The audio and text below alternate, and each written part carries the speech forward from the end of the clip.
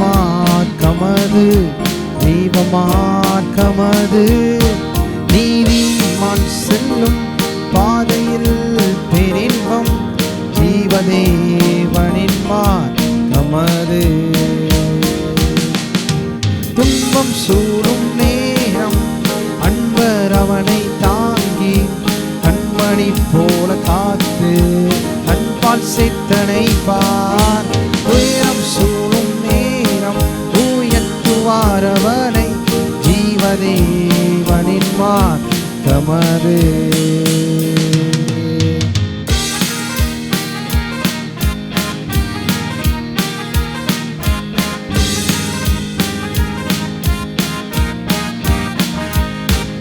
நீதிமான் செல்லும் பாதையில் மகிழ்வோம், ஜீவ மார்க்கமது, தெய்வ மார்க்கமது. நீதிமான் செல்லும் பாதையில் பெரின்பம், ஜீவதேவனின் மார்க்கமது.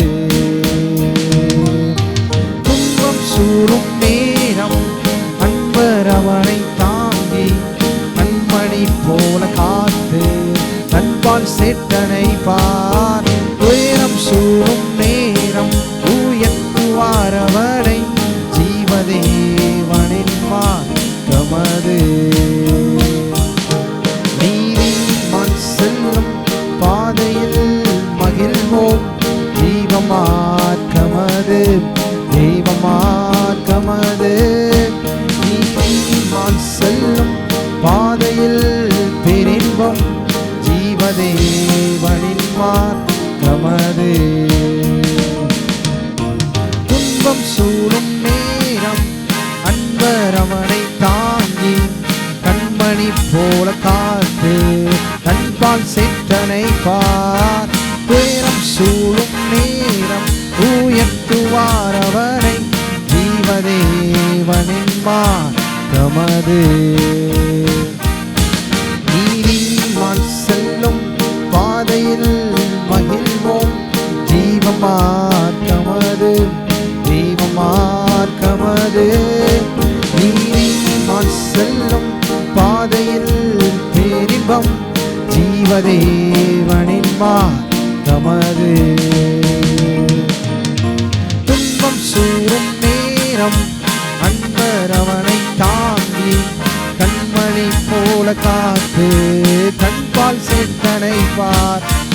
உயரம் சூழும் நேரம் உயர்த்துவார் அவனை, ஜீவதேவனின் மார்க்கமது. துன்பம் சூழும் நேரம் அன்பர் அவனை தாங்கி, கண்மணி போல காத்து அன்பால் சேத்தனை பார். உயரம் சூழும் நேரம் உயர்த்துவார் அவனை, ஜீவதேவனின் மார்க்கமது.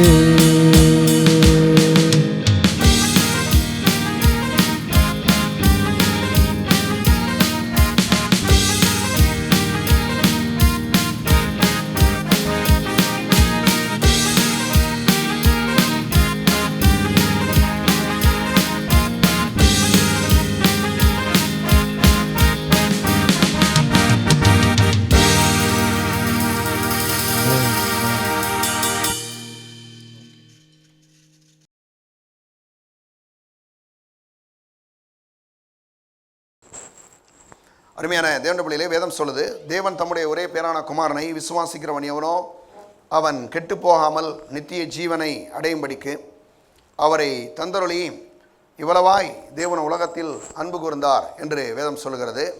ஆண்டவராய் இயேசு நாம் ஒவ்வொருவருக்காகவும் இந்த உலகத்தில் வந்து சிலுவையிலே அடிக்கப்பட்டு இரத்தத்தை சிந்தி மரித்து உயிரோடு எழுந்து ஆண்டவராய் இயேசு இன்றைக்கும் ஜீவிக்கிறார். அவரை இதுவரைக்கும் நீங்கள் ஆண்டவராக ஏற்றுக்கொள்ளவில்லை, ஆனால் ஒருவேளை புதிதாக நீங்கள் வந்திருப்பீர்கள் என்று சொன்னால் ஆண்டவராய் இயேசுவை உங்களுடைய நல்வாழ்வுக்கென்று, உங்களுடைய ஆசீர்வாதத்துக்கென்று ஆண்டவராய் இயேசுவை ஆண்டவராக ஏற்றுக்கொள்ளுங்கள். ஆண்டவராய் இயேசுவை ஆண்டவராக ஏற்றுக்கொண்ட தேவனுடைய பிள்ளைகள் நாம் இந்த உலகத்தில் வெற்றியான ஆசீர்வாதமான ஒரு செழிப்பான வாழ்க்கை வாழ்வதுதான் கர்த்தருடைய சித்தம் என்பதை வேதம் சொல்லுகிறது. அப்போ அப்படிப்பட்ட ஒரு பாருங்கள், ஒரு வெற்றியான ஆசீர்வாதமான ஒரு செழிப்பான காரியங்களை நாம் பெற்றுக்கொள்ள வேண்டுமே ஆனால் பாருங்கள், நாம் வந்து பாருங்கள், ஆண்டவராக இயேசுவை ஏற்றுக்கொண்டது மட்டும் இல்லாமல் நம்முடைய மனது அது வந்து பாருங்கள் என்ன பண்ணுன்னா ஒரு மறுரூபமாக வேண்டும். அதுபடி தான் 3 யோவான் 2ஆம் வசனம் சொல்லுது, பிரியமானவனே உன் ஆத்மா வாழ்கிறது போல நீ எல்லாவற்றிலும் வாழ்ந்து சுகமாக இருக்கும்படி வேண்டுகிறேன் என்று சொல்கிறார். அது மட்டும் இல்லாமல் இங்கே சொல்ல பாருங்கள், இன்னும் சில மொழிபெயர்ப்பில் சொல்லும்போது, பிரியமானவன் உன் ஆத்மா வாழ்கிறது போல நீ எல்லாவற்றிலும் வாழ்ந்து பாருங்கள் சுகமாக இருக்கும்படி விரும்புகிறேன் என்று சொல்கிறார். அப்போ ஒரு விருப்பம், ஆண்டவருடைய விருப்பம்லாம் என்னென்னா நம்ம சுகமாக இருக்கணும். சுகமாக இருக்கன்னா நம்ம கையில் பணம் இருந்தாவே கண்டிப்பாக நல்ல ஒரு என்ன இருக்குன்னா சுகமாக தான் இருப்போம். என்ன பாருங்கள், பணம் இருக்கிறது ஒரு பெரிய ஆசீர்வாதம், நல்ல குடும்பத்தில் சமானமாக இருக்கிறது ஒரு பெரிய ஆசீர்வாதம், பிள்ளைகள் நல்லா படிக்கிறாங்க நல்லா இருக்கிறாங்கன்னா அது ஒரு பெரிய ஆசீர்வாதம் இல்லையா? கணவன் மனைவி மத்தியில் சண்டை இல்லாமல் இருக்கிறதே ஒரு பெரிய ஆசீர்வாதம் இல்லையா? சிலர்லாம் பாருங்கள் ஒரு சின்ன விஷயத்து கூட சண்டை போடுவாங்க இல்லையா? ஆனால் குடும்பத்தில் ஒரு சண்டை இல்லாமல் சமானமாக வாழ்கிறதே கடவுளுடைய ஒரு பெரிய ஆசீர்வாதம் தான். அது மட்டும் இல்லாமல் நம்ம ஒவ்வொரு நாள் வெளியில் போகிறோம் வர்றோம், நம்மளை சுற்றிலும் ஆண்டவருடைய ஒரு பாதுகாப்பு இருக்குது பார்த்தீங்களா? அந்த பாதுகாப்பில் நம்ம வாழ்கிறது ஒரு பெரிய ஆசீர்வாதம். அப்போ இதெல்லாமே வந்து பாருங்கள் செழிப்புக்குள்ளே அடங்கியிருக்கிறபடினாலே செழிப்பை வந்து நம்ம பார்க்குறோம். அப்போ இதில் ஏன்னா வந்து இதை நீங்கள் கொஞ்சம் கவனிக்கணும். ஏன்னா அடுத்த வாரம் வேறு இதிலே இருந்து இன்னொரு ஒரு பகுதிக்கு போகிறோம். ஏன்னா ரொம்ப அற்புதமான ஒரு பகுதிக்கு போகிறோம். இதில் வந்து இன்றைக்கி சொல்கிறத நீங்கள் கவனிக்கணும். ஏன்னா அங்கே சொல்கிறாரு, நீதிமொழிகள் 10:22 சொல்கிறாரு என்னென்னா, கர்த்தருடைய ஆசீர்வாதமே ஐஸ்வர்யத்தை தரும், அதனோடு வேதனையை கூட்டார் என்று சொல்கிறார். அப்போ கர்த்தருடைய ஆசீர்வாதம் தான் ஐஸ்வர்யத்தை தரும் என்று சொன்னால், கர்த்தருடைய ஆசீர்வாதம் வந்து ஒரு தேவனுடைய பிள்ளை மேலே இருக்கும்போது அவர் நம்மளை எல்லா காரியங்களையும் ஆசீர்வதிக்கிறார். நம்முடைய ஆவிக்குரிய வாழ்வில், நம்முடைய ஆத்மா வாழ்வில், நம்முடைய சரீர சுகத்தில், நம்முடைய பொருளாதாரங்களில் பாருங்கள், குறிப்பாக பண விஷயத்தில், கணவன் மனைவியினுடைய அந்த குடும்ப வாழ்க்கையில், பிள்ளைகளை எடுத்துக்கங்க, பிள்ளைகளுடைய காரியங்களில் எல்லாவற்றிலையும் கர்த்தருடைய பாதுகாப்பில் எல்லாவற்றிலையும் தேவன் நம்மளை என்ன பண்ணுறாரு? ஆசீர்வதிக்கிறார். அப்போ ஆசீர்வதிக்கிறத வந்து பாருங்கள் வந்து அவர் சொல்கிறாரு, கர்த்தருடைய ஆசீர்வாதமே ஐஸ்வர்யத்தை தரும், அதனோட வேதனையை கூட்டார். அப்போ கர்த்தருடைய ஆசீர்வாதம்னு சொன்னால் அந்த ஆசீர்வாதத்தில் ஒன்று என்னென்னா ஐஸ்வர்யத்தை வந்து நம்ம என்ன பெற்று அனுபவிக்கணும். சிலர்லாம் சொல்லுவாங்க பணமே வேணாங்கன்னுவாங்க, ஆனால் வேலைக்கு மட்டும் விடாமல் போயிடுவாங்க, சர்ச்சு கூட வர மாட்டாங்க. சிலர்லாம் பார்த்துருப்போம் இல்லையா? பணம் வேணான்னு சொல்கிறாலும் அப்புறம் எதுக்கு வேலைக்கு போகிறீங்க? நீங்கள் பணம் வேணும்னா கண்டிப்பாக வேலைக்கு போகிறோம் இல்லையா? நம்ம வந்து பாருங்கள் பணம் வேணும். ஏன் பணம் வேணும்னு சொல்கிறேன்னா, இன்றைக்கி எல்லா விதமான காரியங்களையும் இந்த உலகத்தில் வாங்கினா பணம் தேவைப்படுது. எல்லாத்துக்கும் பணம் வந்து ரொம்ப அவசியம். அப்போ பணத்தை வந்து நம்ம ஆண்டவர்கிட்ட வந்து கேட்டு பெற்றுக்கிறதுல எந்த ஒரு என்னதுங்க தப்பே இல்லை. அவரே சொல்கிறாரு, இந்நாளில் உண்டாகிறதுக்கு போல ஐஸ்வர்யத்தை சம்பாதிக்கிறதுக்கான பலனை கொடுக்கிறவர்ன்றாரு. யோவாம் 8:17-18. அப்போ என்ன சொல்கிறாருன்னா, இந்நாளில் உண்டாயிருக்கிறது போல் ஐஸ்வர்யத்தை சம்பாதிக்கிறதுக்கான பலனை கொடுக்குறாருன்னா, அப்போ அதுக்கான ஒரு ஆற்றலையும் அபிஷேகத்தையும் அதுக்கான ஒரு அனுகூலத்தையும் தேவன் என்ன பண்ணுறாரு? வாய்ப்புகளையும் திறந்து கொடுக்குறாரு. அப்போ பணம் நம்ம வாழ்க்கையில் சம்பாதிக்கிறது கர்த்தருடைய ஒரு பெரிய ஆசீர்வாதம். அப்புறம் அது மட்டும் இல்லாமல் அப்படி ஆசீர்வதிக்கப்படணும் அப்படின்றத விட அநேகர் ஜெபமெல்லாம் பண்ணுவாங்க, ஆண்டவரே பணம்லாம் நான் கொடுக்கணும், ஆண்டவரே அதை செய்யணும். ஆனால் பேச்சு மட்டும் பார்த்தீங்கன்னா இருந்தாலும் பரவாயில்ல இல்லைனாலும் பரவாயில்லன்னு பேசுவாங்க. அப்படி பேசுகிறது வந்து நம்ம ஜெபம் பண்ணுறதுக்கும் நம்ம கேட்குற வசனத்துக்கும் ரொம்ப ஆப்போசிட்டாக இருக்குது. அப்போ என்ன பண்ணணும்னா, நம்மளுடைய பேச்சுமே எப்படி இருக்கணும்னா நல்ல எப்படி இருக்கணும்? கர்த்தருடைய ஆசீர்வாதத்தை பெற்றுக்கொள்கிற மாதிரி பேச நம்முடைய வார்த்தைகள் இருக்கணும். இன்றைக்கி நம்ம அதை பற்றி பார்க்க போகிறோம். நம்முடைய சரீர சுகம், நம்முடைய பொருளாதாரம், நம்முடைய எல்லாவற்றிலையும் இன்றைக்கி எப்படி நம்ம வந்து பேசணும், எப்படி நம்ம பேசணுன்றதை பற்றி ரொம்ப இன்றைக்கி பார்க்க போகிறோம். ஏன்னா அடுத்த வாரத்துலேருந்து இதிலே வந்து எப்படி வேலை செய்ய போகிறோன்றதை பற்றி பேச போகிறோம். ஏன்னா அது வந்து உங்களுக்கு ஒரு கொஞ்ச நாள் பேச போகிறோம். என்னென்னா வேலை செய்கிறத பற்றி ஒரு பெரிய டீப் சப்ஜெக்ட் பேச போகிறோம் அடுத்த வாரத்துலேருந்து. இதுலேயே இந்த செழிப்புலேயே பேச போகிறோம். அதனால் கண்டிப்பாக நீங்கள் விட்டுறாங்க. சிலருக்கெல்லாம் வேலை செய்ய முடியலை, சிலர் வேலை செய்கிறதுக்கு வேலையை பற்றி தப்பான எண்ணம். இதெல்லாம் வந்து நான் நினைக்கிறேன் அடுத்த ஒரு 10-20 வாரத்தில் அடுத்து வேலையை பற்றி உங்களுக்கு ஒரு நல்ல எண்ணம் வந்துடும். அப்படி வந்து ஒரு இதுக்கு போகிறோம் நம்ம, சரியா? சரி. ஆனாலும் இதுக்கு முன்னால் நம்முடைய வாயின் வார்த்தைகள் ரொம்ப கவனமாக இருக்கணும். நம்முடைய வாயின் வார்த்தை எதை நம்ம என்ன ஜெபம் பண்ணுறோமோ, ஜெபம் பண்ணும்போது ஒன்று ஜெபம் பண்ணிவிட்டு பேசுகிறது வேற மாதிரி பேசினா நல்லா இருக்காது இல்லையா? அப்போ பேசுகிறது வந்து எப்படி பேசணும் அப்படின்னா பாருங்கள், சொல்கிறாரு மார்க்கு சுவிசேஷம் 11:23 எல்லோரும் எடுத்துங்க. மார்க்கு சுவிசேஷம் 11:23 நாம் எடுத்துக்கொள்வோம். சொல்கிறாரு, எவனாயினும் இந்த மலையை பார்த்து பெயர்ந்து சமுத்திரத்தில் தள்ளுண்டு போய் என்று சொல்லி தன்னுடைய இதயத்திலே சந்தேகப்படாமல் விசுவாசித்தால் அவன் சொன்னபடி அவனுக்கு ஆகும். அப்போ அவன் சொன்னபடி அவனுக்கு ஆகும் அப்படின்னா நம்ம என்ன சொல்கிறோமோ அது மாதிரி தான் நமக்கு ஆகும். நம்ம சொல்கிறது பாருங்கள், இப்போ நம்ம வயிற்றுக்கு நம்ம தான் சாப்பிட்றோம் இல்லையா? பாருங்கள், அப்போ நம்ம வயிற்றுக்கு நம்ம தான் சாப்பிட்றோம். நமக்கு என்ன தேவையோ நம்ம தான் என்ன பண்ணிக்கிறாங்க, வாங்கிக்கிறோம் இல்லையா? நம்ம ஒரு ட்ரெஸ் போடணும், நமக்கு ஏற்ற மாதிரி தான் பண்ணிக்கிறோம் இல்லையா? அப்போ நம்ம என்ன பண்ணுறோன்னா, இங்கே சொல்கிறாரு, எவனாயிலும் இந்த மலையை பார்த்து பெயர்ந்து சமுத்திரத்தில் தள்ளுண்டு போய் என்று சொல்லி தன்னுடைய இதயத்திலே சந்தேகப்படாமல் விசுவாசித்தால் அவன் சொன்னபடியே அவனுக்கு ஆகும். அப்போ பொருளாதாரத்தை நீங்கள் எடுத்துக்கொள்ளும் போது நீங்கள் என்ன பேசுகிறீங்கன்றது ரொம்ப ரொம்ப முக்கியம். நீங்கள் பேசுகிறது முக்கியம். உங்களுடைய வேலையை குறித்து, உங்களுடைய பாருங்கள், உங்களுடைய கணவன் மனைவியுடைய அந்த குடும்ப வாழ்க்கையை குறித்து, பிள்ளைகளை குறித்து, அது மட்டும் இல்லாமல் நம்முடைய பாருங்கள் பண விஷயங்களை குறித்து, எல்லாவற்றை குறித்து நீங்கள் என்ன பேசுகிறீங்க அப்படின்றது ரொம்ப முக்கியம். அப்போ நம்ம பேச்சு எப்படி இருக்கணும் அப்படின்னா, அவர் சொல்கிறாரு, எவனாயிலும் இந்த மலையை பார்த்து பெயர்ந்து சமுத்திரத்தை தள்ளுண்டு போய் என்று சொல்லி தன்னுடைய இதயத்திலே சந்தேகப்படாமல் விசுவாசித்தால் அவன் சொன்னபடி அவனுக்கு ஆகும். அப்போ நம்ம என்ன சொல்கிறோமோ அதுதான் நம்ம வாழ்க்கையில் என்ன செய்யுங்க நடக்கும் அப்படின்றத ரொம்ப கவனமாக இருக்கணும். ஏன்னா நம்ம ஒன்று பாருங்கள், நம்ம ஊரில் சொல்கிறாங்க இல்லையா, அதாவது விதை ஒன்று போட்டுட்டு சொரக்காய் ஒன்று கிடைக்குன்னு சொன்னால் கஷ்டம் இல்லையா சொல்லுவாங்க இல்லையா? விதை ஒன்று போட்டு சொரம் ஒன்று கிடைக்குன்னா அப்படி இல்லை. நீங்கள் என்ன விதை போடுறீங்களோ அது மாதிரி தான் உங்களுக்கு என்ன செய்யும், காய் கிடைக்கும். அது மாதிரி தான் நீங்கள் என்ன பேசுகிறீங்களோ அதுதான் உங்கள் வாழ்க்கையில் நடக்க போகுது. இதை மறந்துடவே கூடாது. அப்போ பேச்சு ரொம்ப கவனம் பேசணும். மலை மாதிரி சில பிரச்சனைகள் இருக்குது. அப்போ அந்த மலையை பார்த்து பேசுகிறோமே தவிர மலையை குறித்து பேசக்கூடாது. மலை இப்படி இருக்குது அப்படி இருக்குன்னு பேசக்கூடாது. அந்த மலையை பார்த்து பேசணும். ஏன்னா எவனாயில் இந்த மலையை பார்த்து பெயர்ந்து சமுத்திரத்தில் தள்ளுண்டு போய் என்று சொல்லி தன்னுடைய இதயத்திலே சந்தேகப்படாமல் விசுவாசித்தால் அவன் சொன்னபடி அவனுக்கு ஆகும். சரி, அப்போ நம்ம பேச்சு ஏன் அவர் அப்படி சொல்கிறாரு அப்படின்னா, எடுங்க எபிரேயர் 13ஆம் அதிகாரம் பாருங்க, 5-6 வசனங்களை நாம் எடுத்துக்கொள்ளலாம். 5-6 வசனங்களை பாருங்க, வாசிக்கலாம். நீங்கள் பண ஆசையில்லாதவர்களாய் நடந்து உங்களுக்கு இருக்கிறவைகள் போதும் என்று எண்ணுங்கள். நான் உன்னை விட்டு விலகுவதுமில்லை, உன்னை கைவிடுவதுமில்லை என்று அவர் சொல்லியிருக்கிறாரே. அதனாலே நாம் தைரியம் உண்டு, கர்த்தர் எனக்கு சகாயர், நான் பயப்படேன், மனுஷன் எனக்கு என்ன செய்வான் என்று சொல்லலாமே. என்ன சொல்றார் பாருங்களேன்.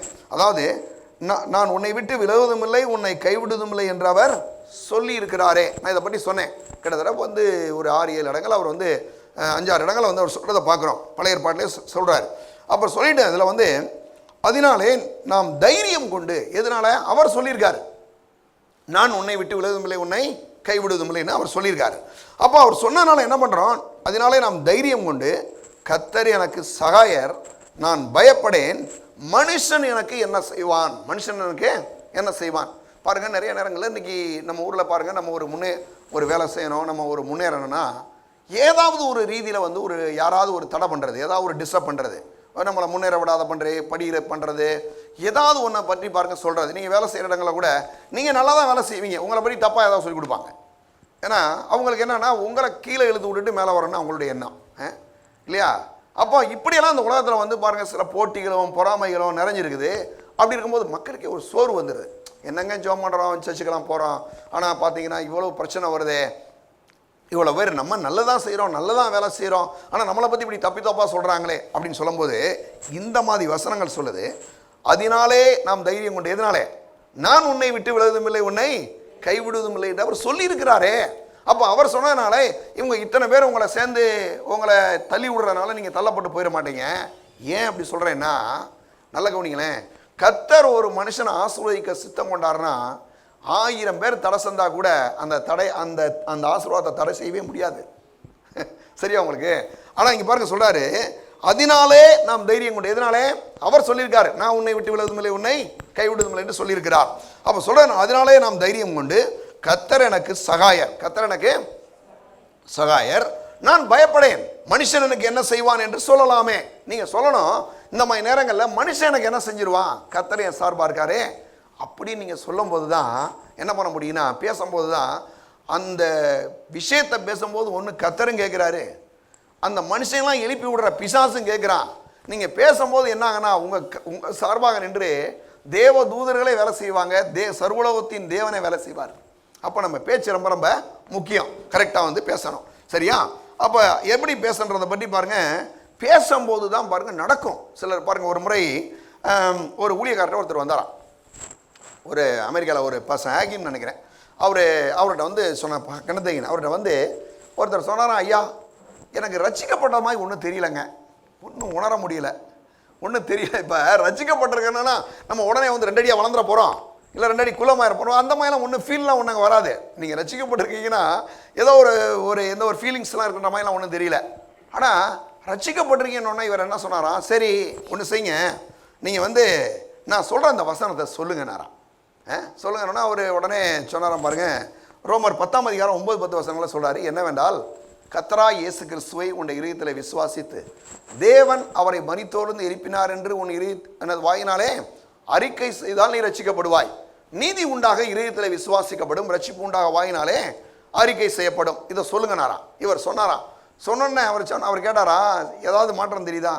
சொல்லும் போதே ஏதோ ஒரு எனக்குள்ளே ஏதோ நடக்குதுனாரா அவர். அதாவது ஏதோ ஒரு ஆவியில் அவருக்குள்ள ஒரு மாற்றம். இன்றைக்கி நீங்கள் பல பேர் வந்து உட்காந்துருக்கீங்க, எவ்வளோ தொலைலேருந்து வந்திருக்கீங்க, சிலர்லாம் 30 கிலோமீட்டர்லேருந்து வந்திருக்கீங்க, எனக்கு தெரியும்.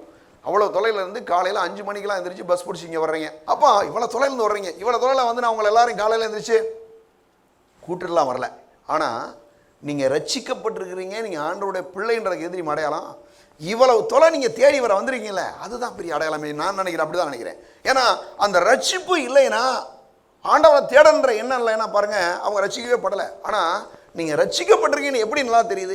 உங்களுக்கு எத்தனை தடை, சிலருக்கு ஆட்டோ வர மாட்டுது, சிலருக்கு பாருங்கள் எங்கேயோ இருக்கிறீங்க, என்னென்னமோ இருக்குது, போக முடியுமா அப்படின்னா சில விஷயம்லாம் இருக்குது. இதெல்லாம் தாண்டி என்ன பண்ணுறீங்க, ஓடி வர்றீங்க, வந்து ஆண்டவர் ஆராதிக்கணும் வர்றீங்கன்னா நீங்கள் யாருன்னா ரட்சிக்கப்பட்டிருக்கீங்க, நீங்கள் ஆண்டவருடைய பிள்ளையாக இருக்கிறீங்க. அப்போ அதனால தான் இவ்வளவு வாஞ்சியோட வர்றீங்க, காலையிலே எந்திரிக்கிறீங்க, இன்றைக்கி போயிடணும், 7 மணிக்கு போயிடணும், ஆராதிக்க போகணும் அப்படின்னு விரும்புகிறீங்க இல்லையா? அப்போ நான் சொல்கிறேன், நீங்கள் ரட்சிக்கப்பட்டிருக்கீங்க. ஏன் ரட்சிக்கப்பட்டிருக்கீங்கன்னா, நம்ம இதயத்தில் ஆண்டவராக இயேசுவை ஆண்டவர் என்று விசுவாசிக்கிறோம். அவரை நமக்காக சிலுவையில் அடிக்கப்பட்டு ரத்தத்தை சிந்தி மரித்து உயிரோடு எழுந்து இயேசு ஜீவிக்கிறார், அவர் தான் ஆண்டவர்னு சொல்லி நம்ம என்ன பண்ணோம், ஆண்டவர் என்று ஏற்றுக்கொண்டிருக்கிறோம். நம்முடைய ஆவியில் ஒரு பெரிய மாற்றம் ஏற்பட்டிருக்கு. ஞாயிற்றுக்கிழமான அவரை தேடி ஓடி வரணுன்ற அந்த வாஞ்சையும் தாகத்தையும் கடவுள் கொடுக்குறாரு. இன்னும் சொல்லப்போனால் நான் நினைக்கிறேன், உங்களை ஆவியானவர் அப்படியே தள்ளிக்கிட்டே வராரு. எப்படி வராரு? அங்கே போவேணான்னு யாராவது சொன்னால் கூட இல்லை போயிடணும் அப்படின்னு ஒரு எண்ணத்தோடு என்ன பண்ணுறீங்க, வர்றீங்க. ஏன்னா அங்கே ஆவியானவர் வந்து, பரிசுத்தாவியானவர் வந்து உங்களை கொண்டு வந்து இங்கே சேர்க்குறாரு. இதெல்லாம் ஆண்டவருடைய ஒரு பெரிய கிருபை பாருங்கள். அப்போ நம்ம ரட்சிக்கப்பட்டிருக்கோன்றதை வந்து என்ன பண்ணியிருக்கோம், நம்ம ஆண்டவராக இயேசுவை ஆண்டவர் என்று ஏற்றுக்கொண்டால் நம்ம வாயினால் அறிக்கை செஞ்சோம். சரியா? ஞானஸ்நானம் எடுக்கும்போது கூட பாருங்கள், அவங்கள பார்த்து நம்ம கேட்குறோம். என்ன கேட்குறோம்? ஞானஸ்நானம் எடுக்கிறவங்கள பார்த்து கேட்குறோம், என்ன சொல்கிறோம், ஆண்டவராக இயேசு ஆண்டவராக ஏற்றுக்கிட்டீங்களா? அவங்க சொல்கிறாங்க, ஆமாம் ஆண்டவராக இயேசு ஆண்டவராக ஏற்றுக்கிட்டேன். இல்லையா? சரி, நீங்கள் தொடர்ந்து சபைக்கு வருவீங்களா? நீங்கள் வாடகை ஞானஸ்நானத்தில் ஓடிடக்கூடாது ஏதோ அப்படின்ட்டு. அப்படி இல்லை, நீங்கள் தொடர்ந்து வரீங்கன்னா வர்றேன்னு சொல்கிறாங்க. தொடர்ந்து வந்து சபையில் வந்து லேசாக அப்படி தூங்கிட்டு இருப்பீங்கன்னா அது சரி வராது. எப்படி இருக்கணும், வசனத்தை கேட்பீங்களான்னு வர கேள்வியும் கேட்குறோம். அப்போ வசனத்தை கேட்கணும் இல்லையா? இதெல்லாம் அந்த ஒரு 3 கேள்வி கேட்குறப்ப ஞானஸ்நானத்தில். அப்போ அதையுமே நீங்கள் சொல்கிறீங்க, வாயை திறந்து. ஏன் சொல்கிறீங்க? அந்த சொல்கிற காரியம்தான் வாழ்நாள் முழுவதும் நம்மளை கொண்டு வருது. என்ன கொண்டு வருது? நம்ம ரட்சிக்கப்பட்டிருக்கிறோம், நம்ம தொடர்ந்து சபைக்கு வர்றோம், தொடர்ந்து வசனத்தை என்ன செய்கிறோம், கேட்குறோம். கேட்கும் போது வாழ்க்கையில் வெற்றிக்கு மேலே வெற்றி என்ன செய்யுங்க, வந்துக்கிட்டே இருக்கும். சிலலாம் சொல்லுவாங்க பாருங்கள், ஞானஸ்நானம் எடுத்தால் பாடுகள் ஆரம்பிச்சிடும். நான்லாம் ஞானஸ்நானத்தை எனக்கெல்லாம் எந்த பாடுமே இல்லை, நல்லா தான் இருக்கிறேன். என்னை பார்த்தா பாடு இருக்கலாமா தெரியுதா? இல்லை, ரொம்ப சந்தோஷம். எனக்கு உண்மையிலே எந்த பிரச்சனையுமே இல்லை. ரொம்ப ஏன்னா நீங்கள் வந்து ஆண்டவருக்குள்ளே வந்துட்டீங்க போது உங்களுக்கு நாளுக்கு நாள் மேலே போயிட்டே இருக்கும். வெற்றி தான் வருமே தவிர ஒரு நாளும் குறைச்சல் ஏற்படுறது இல்லவே இல்லை. ஏன்னா வேற சொல்லுது, நீதிமானுடைய பாதை நடுப்பகல் வரைக்கும் அதிகமாய் பிரகாசிக்கிற சூரிய பிரகாசம் போல் இருக்கும். நடுப்பகல் வரைக்கும் 12 மணி வரைக்கும்னா, ஏன் அவர் அதுக்கு மேலே சொல்லலாம்னா, அதுக்கு மேலே அவர் என்ன ஆயிடுது, அப்படியே சூரியன் வந்து இருக்குது. அவர் சொல்கிறாரு, காலையில் 6:30 மணிக்கெல்லாம் அப்படியே வருது. இப்போ இந்த காலங்கள் இந்த சம்மர் டைமில் அப்படியே வருது. வர வர வர பார்த்தீங்கன்னா அப்படியே வெயில் பயங்கரமாக போகுது.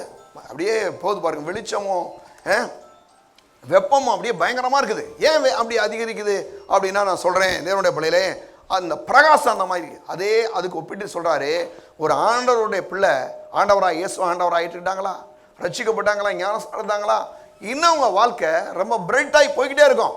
அந்த சூரியனை போல பிரகாசமாகி போய்கிட்டே இருக்கும்.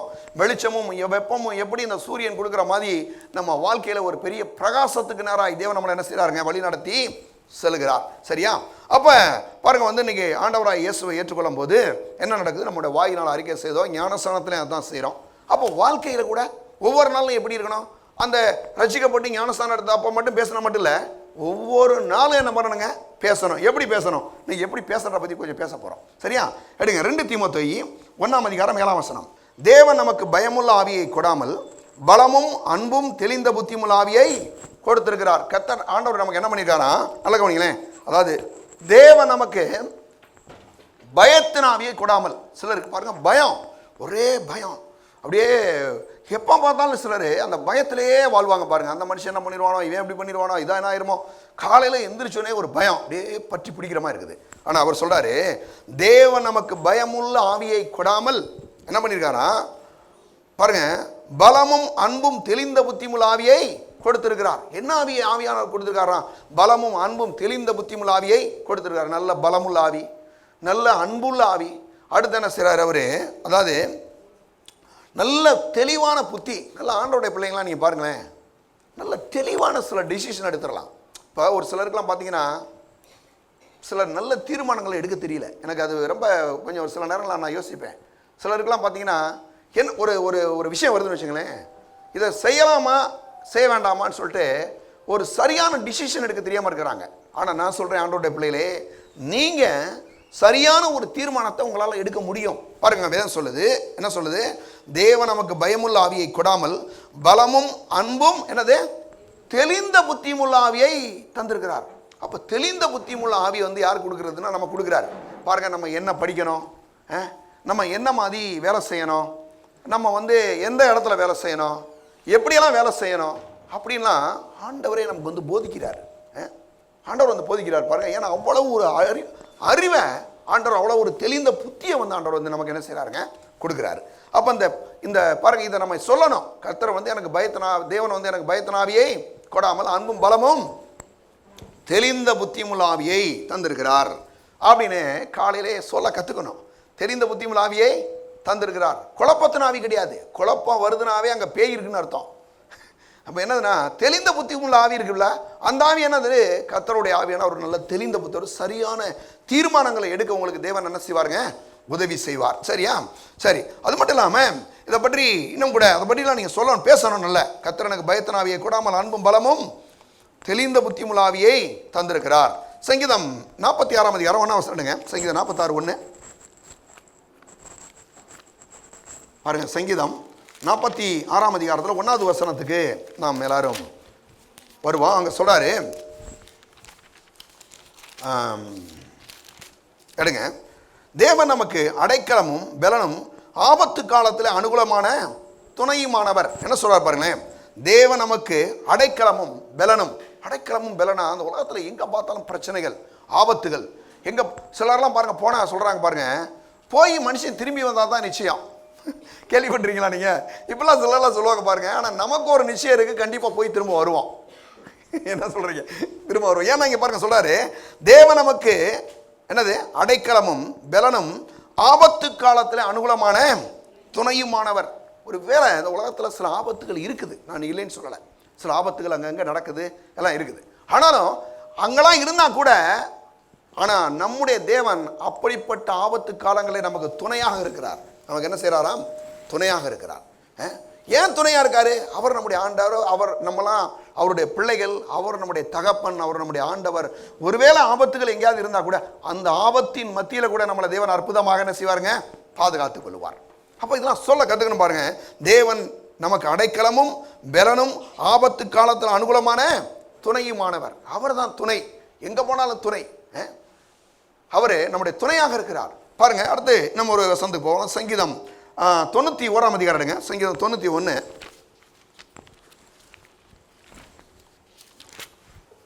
சங்கீதம் 91 பாருங்க, அங்கே சொல்றாரு 2ஆம் வசனத்தை பார்த்தீங்கன்னா சொல்லும்போது, நான் கர்த்தரை நோக்கி நீர் என் அடைக்கலம் என் கோட்டை என் தேவன் நான் நம்பியிருக்கிறவர் என்று சொல்லுவேன். நல்லா கவனிங்களேன்.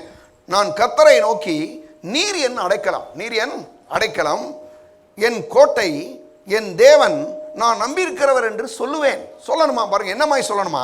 நான் கர்த்தரை நோக்கி நீர் என் அடைக்கலம். இந்த உலகத்தில் பாருங்க, அடைக்கலன்னு சிலர் பேர் வச்சிருக்காங்க, அவனுக்கு அடைக்கலமே இல்லாமல் இருக்கிறான். இப்போ இந்த வசனம் சொல்லுது, நான் கர்த்தரை நோக்கி நீர் என் அடைக்கலம் என் கோட்டை என் தேவன் நான் நம்பி இருக்கிறவர் என்று சொல்லுவேன். என்ன சொல்றாரு? நான் கர்த்தரை நோக்கி நீர் என் அடைக்கலம் என் கோட்டை என் தேவன் நான் நம்பி இருக்கிறவர் என்று சொல்லுவேன்.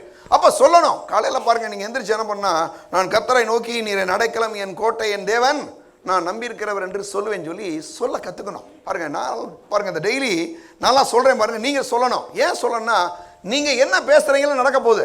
நீங்கள் ஏதாவது பேசி பாருங்களேன், அதுதான் நடக்கும். ஏதாவது நீங்கள் பேசி பாருங்கள், அந்த காரியம் கண்டிப்பாகவே நடக்கும் பாருங்கள். அப்போ நம்ம வந்து பேசணும். சரியா?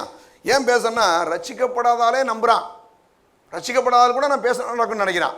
நான் சொல்கிறேன், ரட்சிக்கப்பட்ட தேவனுடைய பிள்ளைகளாகி நாம் வந்து கண்டிப்பாக நான் என்ன பேசுகிறோன்னா அது நடக்கும்னு சொல்லி நம்பணும், விசுவாசிக்கணும். அப்போ நம்ம பேசுகிறது கரெக்டாக பேச ஆரம்பிப்போம். சரியா? அது மட்டும் இல்லாமல் எடுங்க இன்னொன்று, சங்கீதம் 18ஆம் அதிகாரம் எடுங்க. சங்கீதம் 18 1-2 வசனங்களை வாசிக்கலாம். என் பெலனாகிய கர்த்தாவே உம்மில் அன்பு கூறுவேன்.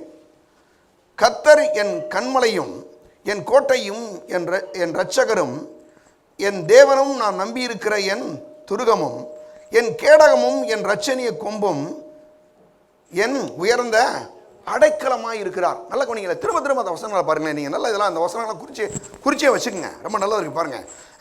பாருங்க, என் பெலனாகிய கர்த்தாவே உம்மில் அன்பு கூறுவேன். அடுத்து சொல்றாரு, கர்த்தர் என் கன்மலையும் என் கோட்டையும் என் இரட்சகரும் என் தேவனும் நான் நம்பியிருக்கிற என் துருகமும் என் கேடகமும் என் இரட்சணிய கொம்பும் என் உயர்ந்த அடைக்கலமுமாய் இருக்கிறார். கர்த்தர் எப்படி இருக்காரா? நமக்கு ஒரு பெரிய உயர்ந்த அடைக்கலமாக இருக்கிறாராம். அங்கே நிறையா விஷயங்கள் சொல்கிறாரு. கண்மலைன்னு சொல்கிறாரு, கோட்டரன் சொல்கிறாரு, அடுத்து என் இரட்சகர்னு சொல்கிறாரு, அடுத்து நான் நம்பியிருக்கிறவர். பாருங்க, இன்னைக்கு எந்த மக்கள் எத்தனை பேரை யாரோரோ நம்புகிறாங்க. ஆனால் நான் சொல்கிறேன், இந்த உலகத்தில் கர்த்தரை நம்புகிற ஜனங்களை மாதிரி பாக்கியம் உள்ள ஜனங்கள் யாருமே இல்லை. கர்த்தரை தெய்வமாய் கொண்ட ஜனங்கள் எப்படியெல்லாம் பாக்கியம் உள்ளது. இன்னைக்கு எத்தனை தெய்வங்களை வச்சிருக்கிறாங்க. ஆனால் நான் சொல்கிறேன், கர்த்தரை தெய்வமாய் கொண்டிருக்கிற ஜனங்கள் பாக்கியம் உள்ளது. நீங்கள் வந்து பாக்கியம் உள்ளதுன்னா ஆசீர்வதிக்கப்பட்டவர்கள். இன்னைக்கு ஆண்டவராக இயேசுட்ட வந்து ஒரு மனுஷன் ஆண்டவரை ஆராதிக்கிறானா அவன் ரொம்ப பாக்கியசாலி, பாக்கியம் உள்ளவன். ஏன்னா அவர் சொல்றாரு, கர்த்தரை தெய்வமாய் கொண்டிருக்கிற ஜனம் பாக்கியம் உள்ளது. அப்போ தேவனுடைய பிள்ளையிலே நம்ம என்ன பண்ணணும்? இப்படிப்பட்ட காரியங்களை வந்து நம்ம சொல்லணும். அவர் என் அடைக்கலமாக இருக்கிறார்னு சொல்றாரு. அவர் என் கேடகமும், அவர் என் துருகமும் என் கேடகமும் என் இரட்சணிய கொம்பும் என் உயர்ந்த அடைக்கலமாக இருக்கிறார் என்று பாருங்க. நம்ம வந்து பேச கற்றுக்கொள்ள வேண்டும். நல்ல பாருங்க, ஒவ்வொரு நாளும் பேசணும். எடுங்க சங்கீதம் 13ஆம் அதிகாரம் 6ஆம் வசனம் பாருங்க. 13:6 அங்கே சொல்றாரு, கர்த்தர் எனக்கு நன்மை செய்தபடியால் அவரை பாடுவேன். சிலருக்கு பேச தெரியல வச்சுக்க, பாட்டாவது பாடிடணும். இங்கே சர்ச்சில் வந்து உட்காந்துட்டு பாருங்க, நீங்கள் மாட்டுக்கு கையை மட்டும் அப்படியே ஆட்டிட்டு இருந்தீங்கன்னு வச்சுங்க, போச்சு. பாட்டும் வராது, வார்த்தையும் வராது. இப்போ என்ன பண்ணணும்னா, நல்லா பாடணும். என்ன பண்ணணுங்க சொல்லுங்கள் எல்லாரும்? பாடனாவது சொன்னாவது பாட்டு வரட்டும், சொல்லலாம். நல்லா பாடணும். பாருங்கள், நான் சிறுவனாக இருந்த காலங்களில் எனக்கு உண்மையிலே கொஞ்சம் பாட கடவுள் ஒரு கிருபை கொடுத்தார். பாருங்கள், நான் ஸ்கூலில் என்னை சேர்த்து விட்டேன்னா நான் பாட்டுக்கு இந்த ப்ரேயரில் என்னை பாட சொல்லுவாங்க. அந்த டீச்சர்ஸ்லாம் பாருங்கள், நான் பாடணுன்னே டீச்சர்ஸே பக்கத்தில் நின்றுக்குவாங்க, பாடு பாடு அப்படின்வாங்க. ஒன்றா ஃபஸ்ட் ஸ்டாண்டர்டில் போய் சேர்த்தப்ப எனக்கு என்னன்னு தெரியல, கடவுளுடைய கிருபை எப்படி எதுக்கு பாட கொடுத்தாரு. அப்புறம் 8th ஸ்டாண்டர்ட் வந்தோடனே அங்கே பார்த்தீங்கன்னா ஒரு பேச்சு போட்டி பாருங்கள். எனக்கு அதெல்லாம் பேசலாம் தெரியல. திடீர்னு எங்கள் டீச்சர் சொல்லி நீ பேச அப்படின்ட்டாங்க. பேசினவரணும் பேசிட்டேன். அதுக்கு பிறகு புரிஞ்சுட்டேன், ஏதோ 2 தான் கொடுத்துருக்காரு கடவுள். எதுக்கு கொடுத்துருக்காரு தெரில. இன்னும் பாட தெரியுது, என்ன செய்யுது, அடுத்து பேச தெரியுது, எதுக்குன்னு தெரியல. அது இப்போ தான் புரியுது, பாடுறது பேசுறது யாருக்கு? இயேசுவுக்காக அப்படின்னு, இல்லையா? அப்போ பாடுறோம், நல்லா வந்து பாருங்கள், இதெல்லாம் முடியுதுன்னு சொன்னால் கடவுளுடைய ஒரு பெரிய கிருபைங்க. நல்லா பாடுறதே சில பாருங்கள், மாடி எங்கேயாவது பாடுறத பார்த்துட்டீங்களா, அம்மான்றதோடு அது நின்றுக்கிறது, பூனைக்குடி மியான்றதோடு நின்றுக்கிறது. ஆனால் நம்மள மாதிரி எவ்வளோ அழகாக பாடுறோம் பாருங்கள், எவ்வளோ நல்லா பாடுறோம். அன்றைக்கி எவ்வளோ அழகாக சகோதர சகோதரிலாம் பாருங்கள். எங்கேயாவது வீட்டில் நீங்கள் பாடினீங்கன்னா யாராவது சொல்லுவாங்க, என்ன அன்றைக்கி புதுசாக பாடுறீங்கன்னு கூட கேட்பாங்க. ஆனால் இங்கே பாருங்கள், அவங்கவுங்க கையை உயர்த்தி கையாட்டி சிலர்லாம் டான்ஸ் ஆடிக்கிட்டு இந்த மாதிரி நம்ம தெருவில் ஆட முடியுமா? கொஞ்சமாக யோசி, நம்மளும் ஒரு மாதிரி நினைப்போம் இல்லையா? ஆனால் வாரம் வந்து இங்கே ஒரு பாருங்கள், நல்ல ஒரு குதூகலமாக, ஒரு நல்ல ஒரு சந்தோஷமாக, எத்தனையோ துக்கங்கள் எத்தனையோ பிரச்சனை இருந்தால் கூட நல்லா ஆடி பாடி ஸ்தோத்திரம் பண்ணி அவர் ஆராதிக்கும் போது என்ன மாதிரி ஒரு விடுதலை பாருங்கள். அதுக்கு தான் ஆராதனைக்கே வந்துடணும். அந்த மாதிரி என்ன மாதிரி பாட்டு போடுறாங்க பார்த்தீங்களா? இன்ஸ்ட்ருமெண்ட்டெல்லாம் பூரா லட்சக்கணக்கான ரூபாய்க்கு கொடுத்து வாங்கி வச்சுருக்கோம். பூரா ஒவ்வொரு இன்ஸ்ட்ருமெண்ட்டும் அடிக்கிறான் பாருங்கள், ஃபுல்லாக ஃபாரின் திங்ஸ் எல்லாமே பூரா வெளிநாட்டிலேருந்து வாங்கி வச்சுருக்கோம். ஸ்பீக்கர் முதற்கொண்டு எல்லாமே பூரா பாருங்கள், ரொம்ப காசு, லட்சக்கணக்கான ரூபாய்கள் செலவு பண்ணி வச்சுருக்கிறோம். அப்போ நல்லா பாருங்கள், என்ன செய்யணும்? பாட கற்றுக்கணும் பாருங்கள், நல்லா சொல்ல கற்றுக்கணும். ஒருவேளை உங்களை சொல்ல முடியலன்னா வேலை செஞ்சுக்கிட்டே இருக்கும்போது பாடுங்க. சகோதரிகளுக்கு சொல்கிறேன், சகோதரர்களுக்கு சொல்கிறேன், வேலையே செய்கிறீங்க, ஒரு பாட்டு பாடுங்க. பாட்டு பாடினீங்கன்னா என்ன ஆயிருன்னா உங்களுக்கு ஒரு புது டெம்பே வந்துடுங்க. நீங்கள் பாட்டு பாடி பாருங்களேன். இந்த மாதிரி பாட்டெல்லாம் எடுத்து பாடி பாருங்கள். அப்படி ஒரு பெரிய ஆசீர்வாதம். சரியா? சரி, அப்போ பாடுறோம். அதை பற்றி இன்னும் ஒரு சில வசனங்களுக்கு நம்ம போவோம். அப்போ நம்ம என்ன பண்ணுறோன்னா, எப்படிலாம் பாடுறோன்னா பாருங்கள், ஒரு வசனத்துக்கு போவோம். எடுங்க யோவேல் 3ஆம் அதிகாரம். யோவேலில் வந்து 3வது அதிகாரத்தில் அங்கே 10வது வசனம் பாருங்கள். 3வது அதிகாரத்தில் 10வது வசனம் வாசிக்கிறேன். உங்கள் மண்வெட்டிகளை பட்டயங்களாகவும் உங்கள் அறிவாள்களை ஈட்டிகளாகவும் அடியுங்கள், பலவீனனும் தன்னை பலவான் என்று சொல்லுவானாக. நல்ல குனிங்க. பலவீனனும் தன்னை பலவான் என்று சிலர்லாம் பாருங்க, வயசாகி போச்சுல, இனிமேல் பிறந்த குழந்தை கூட வயசாகி போச்சு சொன்னான்னு சொல்லுவான் போல. நான் யோசிச்சுட்டு நேற்று பிறந்து ஒரு 6 மாதம் வயசாகி போச்சுல. அதாவது சிலருக்கு இந்த வயசாகி போயிட்டு இருக்கிறத ஒரு பெருசாகிட்டு வேலையும் செய்கிறது கிடையாது, ஒன்றும் செய்கிறது கிடையாது. சிலர்லாம் சாப்பிட்றதே இல்லை, ஏன்னா வயசாகி போச்சு. நாளெல்லாம் என்ன போய் செய்கிறது பாருங்கள். நான் பாருங்கள், அதாவது நல்ல ஒரு விஷயத்தை புரிஞ்சுக்கணுங்க. நீங்கள் வயசாகி போச்சுன்னு சொன்னீங்கன்னாவே இருக்கிற எல்லா ஆர்கன்ஸ், அதாவது இருக்கிற எல்லா உறுப்புகளுக்கும் சீக்கிரமாக வயசாகி போயிடும்.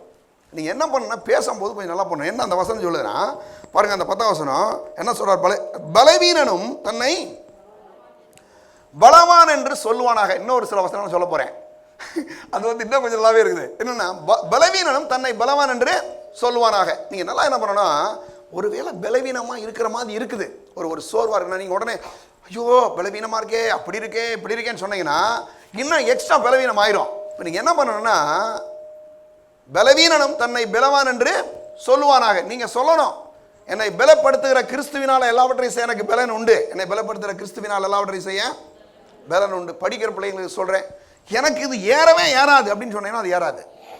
இப்போ என்ன பண்ணேன்னா, நான் படித்தா என்ன செய்ய எனக்கு நல்லா புரியும், நான் வந்து கண்டிப்பாக என்ன செய்வேன், நல்லா படிப்பேன், நல்லா என்னால் முடியும், இப்படி நம்ம பேசணும். ஒரு ஆள் போலாம் வேலையை செய்ய முடியலன்னு வச்சுங்க, என்னால் வேலை செய்ய முடியும் அப்படின்னு நீங்கள் முயற்சி செஞ்சு பாருங்கள், அந்த வேலையை செஞ்சு முடிச்சுட்டு வந்துடுவீங்க நீங்கள். ஏன்னா அந்த பேச்சுக்கு பாருங்கள் அவ்வளோ பெரிய ஒரு பவர், ஒரு வல்லமை ஆண்டவர் வச்சுருக்காரு. அப்போ நம்ம வந்து பேசணும் இல்லையா? எடுங்க, பிலிப்பியர்கள் என்று சொல்கிறாரு 4:13, என்னை பலப்படுத்துகிற கிறிஸ்துவினால எல்லாவற்றையும் செய்ய எனக்கு பலன் உண்டு. எடுங்க ஏசாயா 40ஆம் அதிகாரம் எடுங்க. 40 ஏசாயா 40 28ஆம் வசனத்திலிருந்து நான் வாசிக்கிறேன். பூமியின் கடையாந்தரங்களை சிருஷ்டித்த கர்த்தராகிய அநாதி தேவன் சோர்ந்து போவதும் இல்லை, இளைப்படைவதும் இல்லை. இதை நீ அறியாயோ? இதை நீ கேட்டதில்லையோ? அவருடைய புத்தி ஆராய்ந்து முடியாதது. அவர் என்ன பண்ணலையா பாருங்க, நம்ம ஆராதிக்கிற தேவன் வந்து என்னது இல்லையா பாருங்க சொல். பூமியின் கடையாந்தரங்களை சிருஷ்டித்த கர்த்தராகிய அநாதி தேவன். அநாதி தேவனா ஆதி முதற்கொண்டுன்னு அர்த்தம். அவர் ஆதி முதற்கொண்டு, அந்த அநாதி அப்படின்றது அர்த்தம். அப்போ சொல்றாரு, அவர் பாருங்க, பூமியின் கடையாந்தரங்களை சிருஷ்டித்து கர்த்தராகிய அநாதி தேவன் சோர்ந்து போவதும் இல்லை. என்னதுலாம் நல்லா கவனிங்க, அவர் சோர்ந்து போவதும் இல்லை, அவர் இளைப்படுவதில்லை. ஏன்னா நம்மளும் சோர்ந்து போகக்கூடாது, நம்மளும் இளைப்படுவதில்லை. இல்லை பாஸ்டர், அவர் வந்து ஆண்டவர், அவர் சோர்ந்து போக மாட்டாரு அப்படின்னு. ஆனால் வேதம் சொல்லுது, இந்த உலகத்தில் இருப்போனில் உங்களில் இருக்கிறவர் பெரியவர். அப்போ அவர் வந்து சோர்ந்து போக மாட்டார், அவர் இளைப்படைய மாட்டார்னா அவருடைய சகலவிதமான ஆசீர்வாதங்களையும் தேவனைக்கு நமக்குள்ள வச்சிருக்காரு. நம்ம சோர்ந்து போகக்கூடாது, நம்ம என்ன பண்ணக்கூடாது, இளைப்படையவே கூடாது. அடுத்த வசனத்துக்கு வாங்க. சொல்றாரு, சோர்ந்து போகிறவனுக்கு அவர் பலன் கொடுத்து சத்துவம் இல்லாதவனுக்கு சத்துவத்தை பெருக பண்ணுகிறார். சோர்ந்து போகிறவனுக்கு என்ன பண்ணுறாராம், அவர் பலன் கொடுக்குறாராம். சில நேரங்களில் சோர்வுகள், சில பிள்ளைகளாம் பாருங்கள், படிக்கிறது என்ன படித்தாலும் சிலருக்கு புரிஞ்சுக்கிறது இல்லை, ஆனால் சோர்ந்து போயிடுவாங்க. ஆனால் வேதம் சொல்லுது, அவர் சோர்ந்து போகிறவனுக்கு என்ன பண்ணுறாரா, பலன் கொடுக்குறாராம். சிலருடைய வேலைகளை நீங்கள் பார்த்தீங்களா, வேலை செய்வாங்க, கொஞ்சம் வேலை செஞ்சால் சோர்ந்துருவாங்க. ஆனால் அவர் சொல்கிறாரு பாருங்கள், அவர் சோர்ந்து போகிறவனுக்கு என்ன பண்ணுறாரு, அவர் பலன் கொடுக்குறார். ஒரு காரியத்தை, ஒரு வேலையை செய்து முடிக்கக்கூடிய பலனை ஆண்டவர் வந்து கொடுக்குறாரு. அது மட்டும் இல்லாமல் அங்கே சொல்கிறாரு, சத்துவம் இல்லாதவனுக்கு சத்துவத்தை பெருக பண்ணுகிறார். என்னென்னா, அதாவது எப்படி சொல்லலாம்னா, ஒரு மாதிரி ஒரு பலனே இல்லை. ஒரு எதாவது சொல்கிறாங்களே, நம்ம ஊரில் இன்றைக்கி இப்போலாம் பார்த்தீங்கன்னா நிறைய டேப்லெட்ஸ் கொண்டு வந்துட்டாங்க, சத்து மாத்திரையெல்லாம் கொண்டு வந்துட்டாங்க, போடுறாங்க. B12 போடுங்க, விட்டமின் C போடுங்க, அது இதுன்னு என்னென்னமோ சொல்கிறாங்க. டாக்டர்ஸ்லாம் பார்த்தீங்கன்னா நீங்கள் போனீங்கன்னா, நீங்கள் உனக்கு சொன்னால் அவன் இவ்வளோ பெரிய பாட்டில் எழுதி கொடுப்பாரு. எதுக்கு அந்த பாட்டில் அப்படின்னா, இது வந்துங்க டானிக்குன்னு சொல்லிடுவார். மொத்தமாக படிக்காதெல்லாம் போச்சு டானிக்கே தான். அதில் என்ன இருக்கணும்னா விட்டமின் C அல்லது ஏதாவது D அந்த மாதிரி எதாவது போட்டிருக்கோம். சிலருக்கு பாருங்கள், வெயிலுக்குள்ளே போகாதனால ஒரு சத்து குறைபாடு இருந்தார் ஒருத்தர். வெயிலுக்குள்ளே போகாதான் விட்டமின் D குறைவான் பாருங்க. அதாவது அது மூலமாக நீங்கள் வெயிலுக்குள்ளே இருக்கிறாங்களே, இப்போ சாயங்காலம் ஒரு காலையில் ஒரு 7 மணி 8 மணிக்கெல்லாம் பாருங்கள் வெயில் நடக்கிறாங்க, சாயங்காலம் 5 மணி அந்த மாதிரிலாம் நடக்கிறாங்களா. இதெல்லாம் வந்து பார்த்தீங்கன்னா சூரியனே நமக்கு சத்து கூட அந்த விட்டமின் டின்னு ஒரு டீ ஒரு சத்து வருது. அந்த அதில் நீங்கள் நடந்துட்டு இருந்தாவே கடவுள் பாருங்கள். ஏன்னா இந்த டி இல்லாதனால இப்போ என்ன பிரச்சனை, நிறைய பேருக்கு பலவீனம், எலும்பெல்லாம் அப்படியே ஒரு மாதிரி ஆயிடுது. இந்த விட்டமின் டி குறைவினால் என்ன பிரச்சனை வருதா, எலும்பெல்லாம் ஒரு மாதிரி வலிக்குது, ஒரு மாதிரி சோர்வாக இருக்குது, ஒரு மாதிரி நடக்கவே முடியல. சிலருக்குலாம் முழங்கால் வலி வந்துருச்சு, ஆண்டவரே அப்படின்னு உட்கார்றது, அப்படியே எந்திரிக்கிறது. ஏன்னா அங்கே விட்டமின் டி குறைஞ்ச மாதிரி அவங்க சொல்கிறாங்க பாருங்கள். ஆனால் நான் சொல்கிறேன், இங்கே பாருங்கள், இந்த வேதம் சொல்லுது, அவர் சத்துவம் இல்லாதவனுக்கு என்ன பண்ணுறாராம், சத்துவத்தை பெருக பண்ணுகிறார். நான் சொல்கிறேன், எல்லா விதமான என்னதுங்க இந்த விட்டமின்ஸையும் ஆண்டவர் வந்து நமக்குள்ள வந்து பெருக செய்கிறார். நமக்குள்ள என்ன செய்கிறாராம், பெருக செய்கிறார். சி டி ஏ பி எல்லாத்தையும் பெருக செய்கிறார். அப்போ எல்லாமே பாருங்கள். இந்த இப்போ பார்த்தீங்கன்னா இந்த எல்லா பேரும் இந்த யூடியூப்லாம் பார்த்தீங்கன்னா, இதை சாப்பிட்டீங்கன்னா அந்த வைட்டமின் பெருகிறோம், இந்த வைட்டமின், அவனுக்கு இதே பொழப்பாக இருக்குது பாருங்கள், இதே டெய்லி போட்டுட்டு பாருங்கள், அது ஒரு பக்கம் போயிட்டு இருக்கு. ஆனால் நான் சொல்கிறேன், அவர் சத்துவம் இல்லாதவனுக்கு சத்துவத்தை பெருக, விட்டமின் குறைபாடா அவர் என்ன பண்ணார், விட்டமினை பெருக செய்கிறார். என்ன பண்ணாருங்க, விட்டமின் பாருங்க பெருக செய்ய, சத்துவம் இல்லாதவனுக்கு சத்துவத்தை பெருக செய்கிறார். அப்போ வந்து பாருங்க, மெடிசன் அப்போ எடுக்கிற தப்பா பாஸ்டர் சொல்லலாம், அப்படி ஒரு கேள்வி போயிறாங்க. கண்டிப்பாக எடுத்துக்கலாம். என்ன செய்யுங்க, டாக்டர்ஸ் இருக்கிறது நல்லதா கெட்டதா, டாக்டர் இருக்கிறது என்ன, எத்தனை பேர் நினைக்கிறேன் டாக்டர் நல்லா இருக்கிறது நல்லது கெட்டுன்றீங்களா, நல்லதான், டாக்டர்ஸ் இருக்கிறது நல்லதுங்க, நல்ல வேலை, அவங்க இருக்கிறதுக்காக கர்த்தருக்கு ஸ்தோத்திரம், நல்லது. அப்போ தேவனுடைய பிள்ளைகளே, அங்கே இன்னும் ஒரு சில வசனங்களை பாருங்களேன், அவர் சத்துவமில்லாத சத்துவத்தை பெருக பண்ணுகிறார். பாருங்க, இளைஞர் இளைப்படைந்து சோர்ந்து போறவர்கள், இளைஞர்கள் இளைப்படைந்து சோர்ந்து போவார்கள், வாலிபர் என்ன செய்வார்களா, இடறி வருவார்கள். அன்னைக்கு பாருங்க, இந்த கொல்லிமலைக்கு போயிருந்தோம், நிறைய வாலிபர்லாம் மேலே ஏறி இறங்குறான். அதில் 2 பேர் புதுசாக கல்யாணம் முடிச்சு வந்திருக்கான் போல. அவன் சொல்ல பாருங்க, அது மொஜாய் சொல்லுது, யோ நீ ஏன் நீ இறக்கி விட்ட, திட்டுதவனை, நீ ஒன்றும் பயப்படாத பிள்ளை அப்படின்ற. அவன் என்னையா செய்ய போறேன்னா, அது பாருங்க 1200 படி பாருங்க, கீழே இறங்கி மேலே ஏறுறக்குள்ள அவன் பாருங்க உட்காந்துட்டு அந்த படியில், ஐயோ அவன் சொல்கிறான், கீழே இறங்குறாலாம் பாருங்க, கீழே இறங்கலாம் பார்க்குறான், போயிட்டு நீ திரும்ப வருவியான்றவன் பார்க்குறான் நம்மளை. ஏன்னா அது அவ்வளோ ஆழமாக இருக்குது பாருங்க, கிட்ட அது ஒரு கிலோமீட்டருக்கு போல கீழே போயிட்டே இருக்குது கீழே. அப்புறம் மேலே வர்றவன் போகிறான் பார்க்குறான், அவன் போகிறான் கேட்குறான், எவ்வளோ பக்கத்தில் இருக்கான் சார், அவன் கேட்குறான், நீ போ உனக்கு தெரியும் அப்படின்றான்.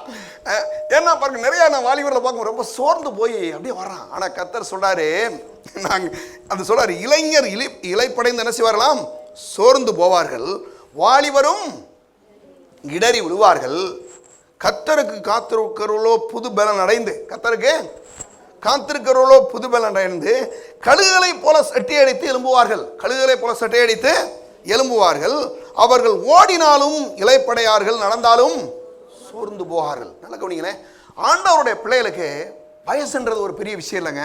அவர் சொல்றாரு, அவர்கள் என்னது, அவர்கள் ஓடினாலும் இளைப்படையார்கள், நடந்தாலும் சோர்ந்து போவார்கள். அப்ப என்ன பண்ணணுமா, நீங்க சொல்லணும், என்ன சொல்லணும்னா, நான் நடந்தாலும் பாருங்க, நான் ஓடினாலும் என்ன செய்ய மாட்டேன், இளைப்படைய மாட்டேன், நடந்தாலும் சோர்ந்து போக மாட்டேன். ஏன்னா நான் கர்த்தருக்கு காத்திருக்கிற மனுஷன், நான் கர்த்தருடைய பிள்ளை. அதனால நான் வந்து என்ன பண்ண போறேன், நடந்தாலும் ஓடினாலும் எனக்கு என்ன செய்யாது, சோறு வரப்போவது இல்லை. பாருங்க, நான் ஒவ்வொரு நாளையும் பாருங்க, இந்த வாக்கிங் போகிறேன், நிறைய வாக்கிங் போயிட்டு இருக்கும்போது கிட்டத்தட்ட ஒரு நாளைக்கு 6 கிலோமீட்டர் பாருங்க நடக்கிறேன், டெய்லி ரெகுலராக போயிடுவேன் பாருங்க, ரெகுலராக வந்து போயிட்டே இருப்பேன். சிலர்லாம் பாருங்க பாதிவிலே உட்காந்துருவான், எனக்கு சிரிப்பது எனக்கு பழகி போச்சு பாருங்க. எனக்கு பாருங்க, ஒரு 6 கிலோமீட்டர் போய் திரும்பி எப்படி நடக்கிறது வந்து ரொம்ப சந்தோஷமாக இருக்கும். நான் பாட்டுக்கு நல்லா வசனத்தெல்லாம் சொல்லிக்கிட்டு, வசனத்தெல்லாம் கேட்டுக்கிட்டு அப்படி நான் போவேன். சிலலாம் பாருங்க, சார் ரொம்ப டயர்டாக இருக்குது சார், அப்படியே உட்காந்துருவாங்க.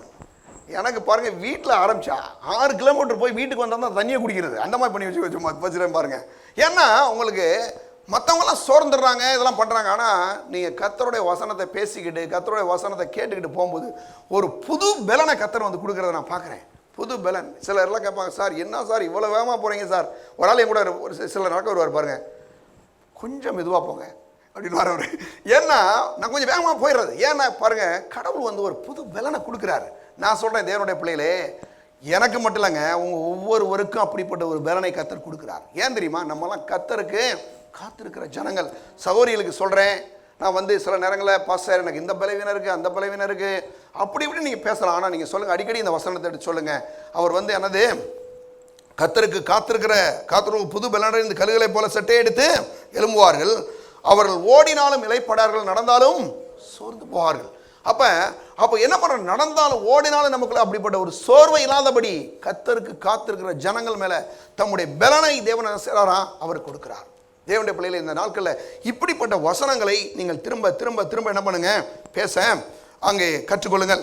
எடுங்க இதை பற்றி இன்னும் ஒரு சில வசனங்களுக்கு நம்ம அப்போ நம்முடைய பலத்துக்கு அதுக்காக சொல்கிறோம். சிலருக்கு என்ன ஆயிருன்னா, சில விஷயங்களை போய் செய்வாங்க, இதில் நம்ம வெற்றி பெறுவோமோ இல்லையோ, ஒருவேளை தோற்று போயிட்டோம்னா என்ன பண்ணுறது, சிலருக்கு இப்படிப்பட்ட சில சந்தேகம். ஆனால் வேதம் சொல்லுது, நல்லா கவனிங்களேன். எடுங்க இதை பற்றி 2 கொரிந்தியர் 2ஆம் அதிகாரம் 14ஆம் வசனம் எல்லாரும் எடுத்துங்க. 2 கொரிந்தியர் 2ஆம் அதிகாரத்தில் 14ஆவது வசனம் சொல்லும்போது, கிறிஸ்துவுக்குள் எப்பொழுதும் எங்களை வெற்றி சிறக்க பண்ணி எல்லா இடங்களிலேயும் எங்களை கொண்டு அவரை அறிகிற அறிவின் வாசனை வெளிப்படுத்துகிற தேவனுக்கு ஸ்தோத்திரம். நல்ல கவனிங்க, சொல்றாரு கிறிஸ்துவுக்குள் எப்பொழுதும் எங்களை எல்லா இடங்களிலும் வெற்றி சிறக்க பண்ணுறாராம். எல்லா இடங்கள்லையும் நீங்கள் போய் படிச்சிங்கன்னா அங்கே வெற்றி வரும், நீங்கள் வேலை செஞ்சீங்கன்னா அங்கே வெற்றி வரும், நீங்கள் விவசாயம் பண்ணீங்கன்னா அந்த விவசாயம் இன்னும் உங்கள் மூலம் பெரிய வெற்றி பெறும். இதுவரைக்கும் நடக்காத அளவு கடவுள் உங்களை ஆசீர்வதிப்பார்.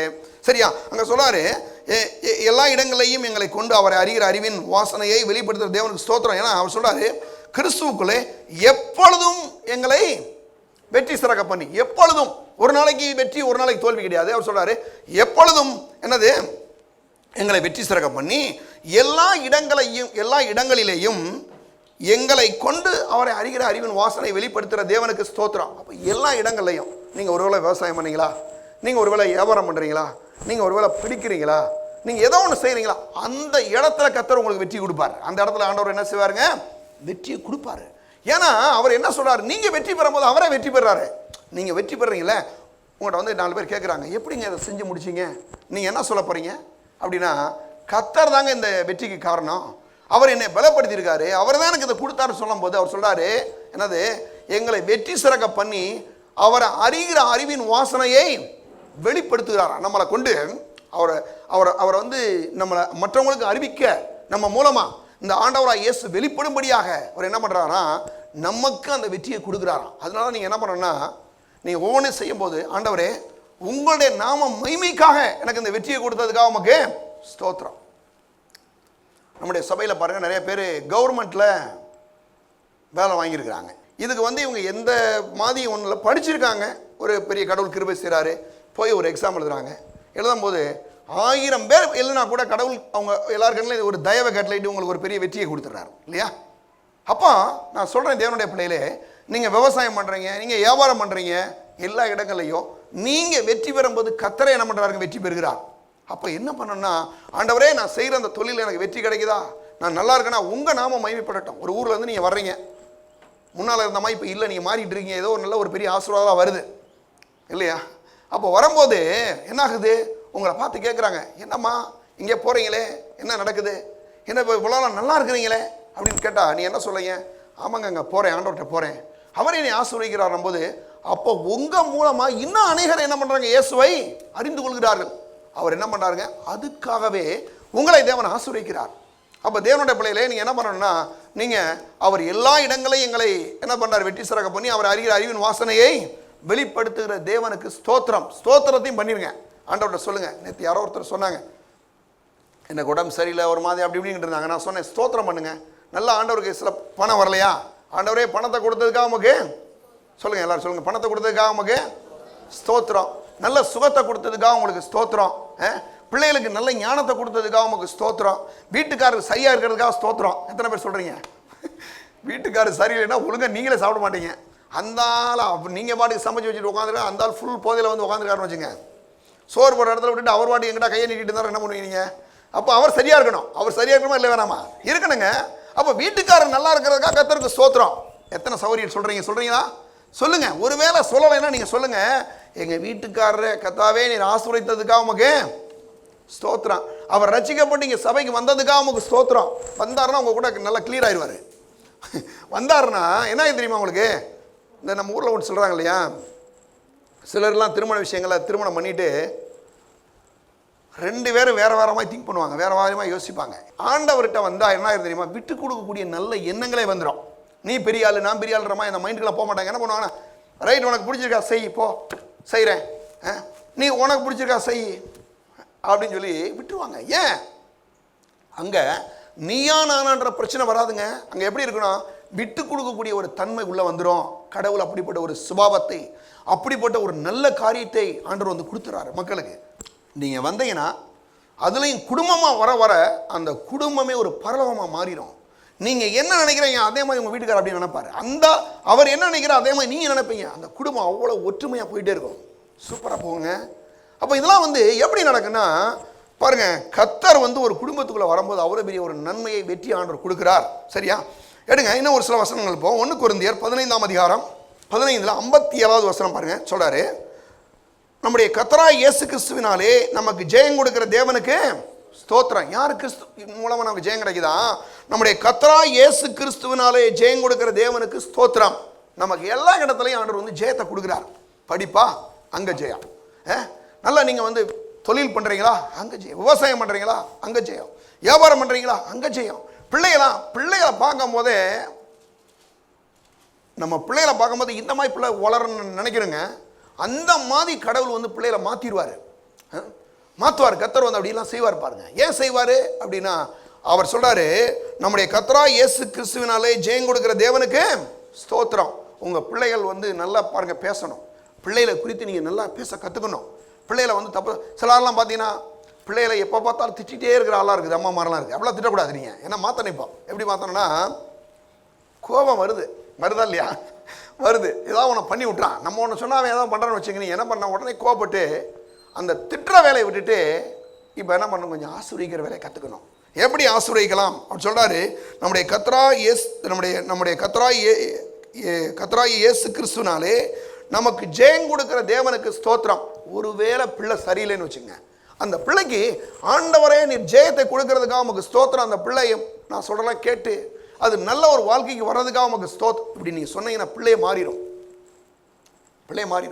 அவ்வளோ பெரிய ஒரு மாற்றத்தை ஆண்டவர் வந்து கொடுப்பாரு. அப்போ நான் சொல்கிறேன், எல்லாத்தையும் நீங்கள் வந்து கர்த்தருக்கு வந்து ஸ்தோத்திரம் பண்ணி இதெல்லாம் நடக்கும் நீங்கள் பேச என்னாரா அந்த பிள்ளையே மாறிடும் பாருங்க. பிள்ளைகளுக்கு கர்த்தர் அப்படிப்பட்ட ஒரு மாற்றத்தை கட்டளையிடுறார். எடுங்க 1 யோவான் 5ஆம் அதிகாரம் 4வது வசனம். தேவனால் பிறப்பதெல்லாம் உலகத்தை ஜெயிக்கும், நம்முடைய விசுவாசமே உலகத்தை ஜெயிக்கிற ஜெயம். தேவனால் பிறப்பதெல்லாம் உலகத்தை ஜெயிக்கும். நல்லா குடிங்க. இன்றைக்கி ஆண்டவராக இயேசுவை ஏற்றுக்கிட்டீங்கன்னா தான் இந்த உலகத்தவே ஜெயிக்க முடியும். உலகத்தில் அவ்வளோ பெரிய பிரச்சனை இருக்குது. பணப்பிரச்சனை இருக்குது, வியாதி ஒரு பக்கம், குடும்பத்தில் பிரச்சனை, பிள்ளைகள் மத்தியில் பிரச்சனை, எல்லாம் பயங்கரமான பிரச்சனைகள் பாருங்கள். அங்கங்கே பிரச்சனைகள் இருக்குது. ஆனால் இவ்வளவு பிரச்சனையின் மத்தியிலையும் கர்த்தர் சொல்றாரு, தேவனால் பிறப்பதெல்லாம் உலகத்தை ஜெயிக்கும், உங்கள் விசுவாசமே உலகத்தை ஜெயிக்கிற ஜெயம். அப்போ ஆண்டவராக இயேசுவை வந்து ஆண்டவரை ஏற்றுக்கொள்ளும் போது இந்த உலகத்தில் வந்து நம்ம ஆண்டவருடைய பிள்ளைகளை மறுபடியும் பிறந்திருக்கிறனால அவர் சொல்கிறாரு, தேவனால் பிறப்பதெல்லாம் உலகத்தை ஜெயிக்கும், நம்முடைய விசுவாசம் உலகத்தை ஜெயிக்கிற ஜெயம். சில பிரச்சனைகள் வருது. இப்போ திடீர்னு வந்து பாருங்கள் வேலை இல்லை அப்படின்னு வச்சுங்க. வேலை இல்லைன்னா நீங்கள் உடனே ஐயோ வேலை போச்சே அப்படின்னு யோசிக்க வேண்டாம். இந்த வேலை போனால் இதை விட நல்ல வேலையை கடவுள் கொடுப்பாரு. சிலருக்கு பாருங்கள், நான் இதை வந்து அட்வான்ஸ் எடுத்துடக்கூடாது, எந்த வேலையிலையுமே சரியாக போயிடக்கூடாது. சிலருக்கு நான் அடுத்த வாரம் இந்த வேலையை பற்றி பேச போகிறேன், மீண்டும் அடுத்த வாரம் வந்து விட்டுறாங்க. ஒரு சூப்பராக போகுது, இது மறந்துடவே கூடாது, விட்டுறாங்க. என்ன பண்ண போகிறேன்னா, சிலருக்கெல்லாம் என்னென்னா வேலையில் ஒரு வேலையில் கூட நிரந்தரமாக நிற்கிறது இல்லை. இங்கேருந்து அங்கே பறக்குது, அங்கேருந்து இங்கே பறக்குறது. என்ன சொல்கிறேன்னா, அந்த ஆள் ஒன்றும் சரியில்லைங்க, அவர்கிட்டலாம் யாரும் வேலை செய்ய முடியாது. இப்படி பேசுகிறது வந்து எவ்வளோ ஒரு தவறான விஷயம் தெரியுமா உங்களுக்கு? என்ன வேலை செய்ய கொடுத்தாலும் அந்த வேலையை செய்ய கற்றுக்கணும், நல்லா செய்யணும். யார் பார்க்குறானோ பார்க்கலையோ அதெல்லாம் விடுங்க, நம்ம கடவுள் பார்க்குறாரு, அப்படி நீங்கள் செஞ்சவங்க நம்ம நல்லா இருப்பீங்க இல்லையா? அப்போ பாருங்கள், நீங்கள் சொல்கிறாரு பாருங்க, ஏன்னா நம்ம வந்து என்ன பண்ணாங்க, தேவனால் பிறப்பல உலகத்தை ஜெயிக்கும், உங்கள் விசுவாசமே உலகத்தை ஜெயிக்கிற ஜெயம். எடுங்க இன்னொரு வசனத்துக்கு போகலாம். சரியா? 1 யோவான் 4ஆம் அதிகாரம் 4ஆம் வசனம் 4:4 எடுங்க. சொல்றாரு, பிள்ளைகளே நீங்கள் தேவனால் உண்டாயிருந்து அவர்களை ஜெயித்தீர்கள், ஏனெனில் உலகத்தில் இருக்கிறவனில் உங்களில் இருக்கிறவர் பெரியவர். அப்போ உலகத்தில் இருக்கிற அந்த பிசாசு இருக்கிறான், அவனோட எனக்குள்ள இருக்கிற இயேசு பெரியவர்னு சொல்லி நீங்கள் நினைக்கும் போது என்னன்னா அவர் உங்கள் மூலமாக பெரிய காரியங்களை செய்வார். அப்போ என்ன பண்ணனா பாருங்க, இன்னைக்கு இருக்கக்கூடிய சில சூழ்நிலைகள் சில காரியங்கள்லாம் பார்த்து விட்டுறக்கூடாது. நீங்கள் என்ன பண்ணணும்னு சொன்னாங்க, சொல்றாரு பாருங்க, பிள்ளைகளே நீங்கள் தேவனால் உண்டாயிருந்து அவர்களை ஜெயித்தீர்கள், என்னது, ஏனெனில் உலகத்தில் இருக்கிறவனில் உங்களில் இருக்கிறவர் பெரியவர். பெரியவர் இருக்காரு. அப்போ உங்களுக்குள்ள இருக்கிற பெரியவர் வந்து உங்கள் மூலமாக பெரிய காரியங்களை தேவன் செய்வார். அதனால் வந்து பாருங்க, எந்த காரியத்தை செஞ்சாலும் என்னால் முடியாது அப்படிலாம் பேசக்கூடாது. என்ன பண்ணா, ரொம்ப தைரியமாக எதையுமே செய்ய கற்றுக்கணுங்க. நல்ல போல்டாக இருக்கணும். பாருங்கள், ஒரு வேலையை செய்ய போகிறீங்கன்னா இந்த வேலையை விட்டுட்டு இங்கே ஓடுறது, அந்த வேலையை விட்டுட்டு அங்கே ஓடலாம் பண்ணிங்கன்னா என்றைக்குமே ஆசீர்வதிக்கப்பட முடியாது. என்ன பண்ணால், ஒரு வேலையை செய்கிறோமா ரொம்ப தைரியமாக செய்யணும். ஒரு ஒரு ஒரு இதில் ஒரு படிப்பில் சேர்ந்துட்டீங்களா, நல்லா படித்து அதை வெற்றி பெறுன்ற ஒரு தைரியத்தோடு செய்யணும். ஒரு வியாபாரம் பண்ணுறீங்களா, வியாபாரம் பண்ணும்போது உங்களுக்கு தொல்லையே வராமல் இருக்கணும்னு நினைக்கிறீங்களா, அன்னைக்கு தான் புதுசாக நீங்கள் வச்ச வியாபாரத்தை இன்னொருத்தன் வைப்பான். நம்ம எல்லாத்துக்கான அந்த ஞானத்தையும் அறிவையும் ஆண்டவர் கொடுக்குறாருங்க. உங்களுக்கு கொடுப்பாரு. நீங்கள் ஒவ்வொரு வேலையை செய்யும் போதும், நீங்கள் ஒவ்வொரு தொழில் பண்ணும் போதும், ஒவ்வொரு வியாபாரம் பண்ணும் போதும் அதுக்கான ஒரு ஞானத்தை, ஒரு அறிவை உங்களுக்கு கொடுப்பாருங்க. அதை நீங்கள் வந்து செய்யும் போது அவர் சொல்கிறாரு, இந்த உலகத்தில் இருப்பவனில் உங்களில் இருக்கிறவர் பெரியவர். நீங்கள் இதெல்லாம் திரும்ப திரும்ப சொல்லணும். சொல்லி நீங்கள் போய் செஞ்சு பாருங்க. அதுக்கு பிறகு நீங்கள் செய்கிறதெல்லாமே வாய்க்கும். சரி, எடுங்க. இன்னொன்று, இதை பற்றி நம்ம பேசுறது எவ்வளோ ஒரு முக்கியமான விஷயம், அதை பார்த்து முடிச்சிருவோம். சீக்கிரம் எடுங்க. 1 சாமுவேல் 17ஆம் அதிகாரம். சீக்கிரம் எடுங்க. 1 சாமுவேல் 17ஆம் அதிகாரத்துக்கு எடுங்க. இங்கே ஒரு யுத்தம் நடக்குது, ஒரு பெரிய சண்டைலாம். யாருக்கு சண்டை தெரியுமா உங்களுக்கு? இஸ்ரவேல் ஜனங்களுக்கும் யாருக்கு, அங்கே இருக்கக்கூடிய பெலிஸ்தியர்களுக்கும் ஒரு பெரிய சண்டை நடக்குது. சண்டைனா 2 நாட்டுகளுக்கு இடையில. இந்த 2 நாட்டுக்கு இடையில 2 நாட்டு படையும் தானே சண்டை போட. நாங்கள் அப்படி பண்ண மாட்டோம். ஒருத்தன் வந்தான், கோலியாத்துன்னு ஒரு ஆள் வந்தான். அவன் வந்து பாருங்க, உயரம் பயங்கரமான உயரமாக இருக்கிறான், பெரிய ஒரு மலமாக இருக்கிறான், அந்த மாதிரி ஒரு ஆள். அப்போ வந்து அவன் சொல்கிறான், பாருங்க, உங்களை யாருக்காவது தைரியம் இருந்துச்சுன்னா என் கூட என்ன பண்ணுங்க. நம்ம ஊரில் என்ன சொல்கிறாங்க, ஒண்டிக்கு ஒண்டி அப்படி சொல்கிறாங்களே, அந்த ஒண்டிக்கு ஒண்டி. மதுரை பக்கத்தில் ஒத்தைக்கு ஒத்தை அப்படின்னு சொல்லுவாங்க, இங்கே ஒண்டிக்கு ஒண்டின்னு சொல்கிறாங்களே, அந்த மாதிரி சொல்கிறான். நீ வா அப்படின்னு கூப்பிட்றான். இப்போ அங்கே இருக்கக்கூடிய ராஜா சவுலால் கூட அது முடியல. அவனுக்கு கையெல்லாம் நடுங்குது, காலெல்லாம் நடுங்குது, ஒன்றும் பண்ண முடியல. நான் நினைக்கிறேன் முழு இஸ்ரவேலருக்கும் அன்றைக்கி நடுங்கிருக்கும், அப்படி கிட்டு நடுங்கிருக்குன்னு நினைக்கிறேன். ஏன்னா அவன் அவ்வளோ உயரமாக இருக்கிறான் இல்லையா, நடுங்கிட்டு இருக்கு. அங்கே வந்து ஒரு ஒரு சின்ன பையன் ஒருத்தன் வர்றான். நல்ல கவனிக்குது, எப்படி இதை வந்து பேசி ஜெயிக்கிறான்றதை நம்ம பார்க்க போகிறோம். இப்போ அந்த பகுதியை நம்ம பார்த்து முடிக்கலாம். 38வது வசனத்துக்கு வாங்க எல்லாருமே. அது 38 ஓகே எடுங்க, 38 எடுத்துக்கலாம். சவுல் தாவீதுக்கு தன் வஸ்திரங்களை உடுத்தி வைத்து வெண்கலமான ஒரு சீராவையும் அவன் தலையின் மேலே போட்டு ஒரு கவசத்தையும் அவனுக்கு தரிப்பித்தான். அவனுக்கு பட்டயத்தை தாவீது தன் வஸ்திரங்களின் மேலே கட்டிக்கொண்டு, அதனாலே அவனுக்கு பழக்கமில்லாதனாலே நடந்து போய் பார்த்தான். அப்பொழுது தாவீது சவுலை நோக்கி, நான் இவைகளை போட்டுக்கொள்ள கொண்டு போகக்கூடாது. பாருங்க, அவன் சொல்கிறான், போட்டு கொண்டு போக முடியாதுன்னு சொல்கிறான். சொல்லிட்டு போடக்கூடிய அபியாசம் எனக்கு இல்லை என்று சொல்லி இவைகளை கலைந்து போட்டான். அவன் என்ன சொல்கிறான், ராஜானா நீ சண்டைக்கு போகிறேன்னா அதுக்கேற்ற மாதிரி ட்ரெஸ் போட்டுக்கப்பா அப்படின்னு சொல்லி அவனுக்கு எல்லாம் கிரீடம், அந்த பாருங்க, இந்த தலைக்கவசம் எல்லாம் போட்டு விட்றான். அவன் வந்து அவனால் நடக்க முடியல. இப்போ வந்து பாருங்களேன், இப்போ உடனே அவன் என்ன பண்ணுறான், இவன் வந்து ஒரு ஆட்டு மேய்ப்பன், ஒரு கிராமத்துக்காரன். நல்லா கவனிங்களேன், இந்த தாவீது இவன் வந்து கையில் வந்து ஆடு மேய்க்கிறவங்க எல்லாருமே ஒரு கையில் வந்து என்ன பண்ணுவாங்க, ஒரு தடி வச்சுருக்காங்க. இவன் என்ன பண்ணுறான், தன் தடியை கையில் பிடித்து கொண்டு ஆற்றில் இருக்கிற 5 கூழாங்கற்களை தெரிந்தெடுத்து அவைகளை மேய்ப்பருக்குரிய தன்னுடைய அடைப்பையிலே போட்டு தன் கவனை தன் கையிலே பிடித்து கொண்டு அந்த பெலிஸ்தீனிலே போனான். நல்ல கவனியா, அவன் கையில் என்ன இருக்குது, ஒரு கையில் ஒரு குச்சி வச்சுருக்கான், ஆடு மேய்க்கிற குச்சி. இன்னொரு பக்கம் ஆற்றுக்குள்ளே போய் 5 கூழாங்கற்களை எடுத்துகிட்டு வர்றான். அந்த கல் இருக்குது, அதை எடுத்துகிட்டு பாருங்க, அவன் வந்து ஒரு பைக்கில் போட்டு வச்சுட்டான். போய் இப்போ என்ன பண்ணுறான், குச்சியோட போயிட்டு இருக்கிறான். யாருக்கு, பெரிய மலமாய் ஒரு ஆள் இருக்கிறான், இந்த கோலியாத்து, அவ்வளோ பெரிய ஆள். பெலிஸ்தியனும் நடந்து தாவீது அண்டைக்கு கிட்டி வந்தான். பரிசை பிடிக்கிறன்னு அவனுக்கு முன்னாக நடந்தான். பெலிஸ்தியன் சுற்றி பார்த்து தாவீதை கண்டு, அவன் இளைஞனும் சௌந்தரிய ரூபமான சிவந்த மேனியும் உள்ள மனுஷனாக இருந்தபடினால் அவனை அசட்டை பண்ணினான். அவனை பார்த்து கேலி பண்ணுறான், எப்பா ஒரு சின்ன பையன், நீ வந்து என்னை ஜெயிச்சிருவியா அப்படின்னு முதல்ல வந்து அவனை வந்து ஒரு மாதிரி சோர்வாக பண்ணுறான், அவனை டைவர்ட் பண்ணுறான். உன்னால் நீ என்னை ஜெயிக்க முடியாது அப்படின்னு சொல்லி ஒரு மாதிரி பயமுறுத்துறான். இன்றைக்கி கூட பாருங்கள், நிறையா நேரங்களில் மக்களை வந்து பயமுறுத்தக்கூடிய சில காரியங்கள் இருக்குது. இதெல்லாம் நடக்காது, இதெல்லாம் முடியாது, இது அப்படி ஆயிரும், இது இப்படி ஆயிரும் அப்படி சொல்லி அப்படியே ஒரு மாதிரி பயமுறுத்துறது பேச்சை வச்சே. அப்போ இந்த தாவீதை ஒரு மாதிரி அப்படியே டைவர்ட் பண்ணுறான், குழப்புறான்.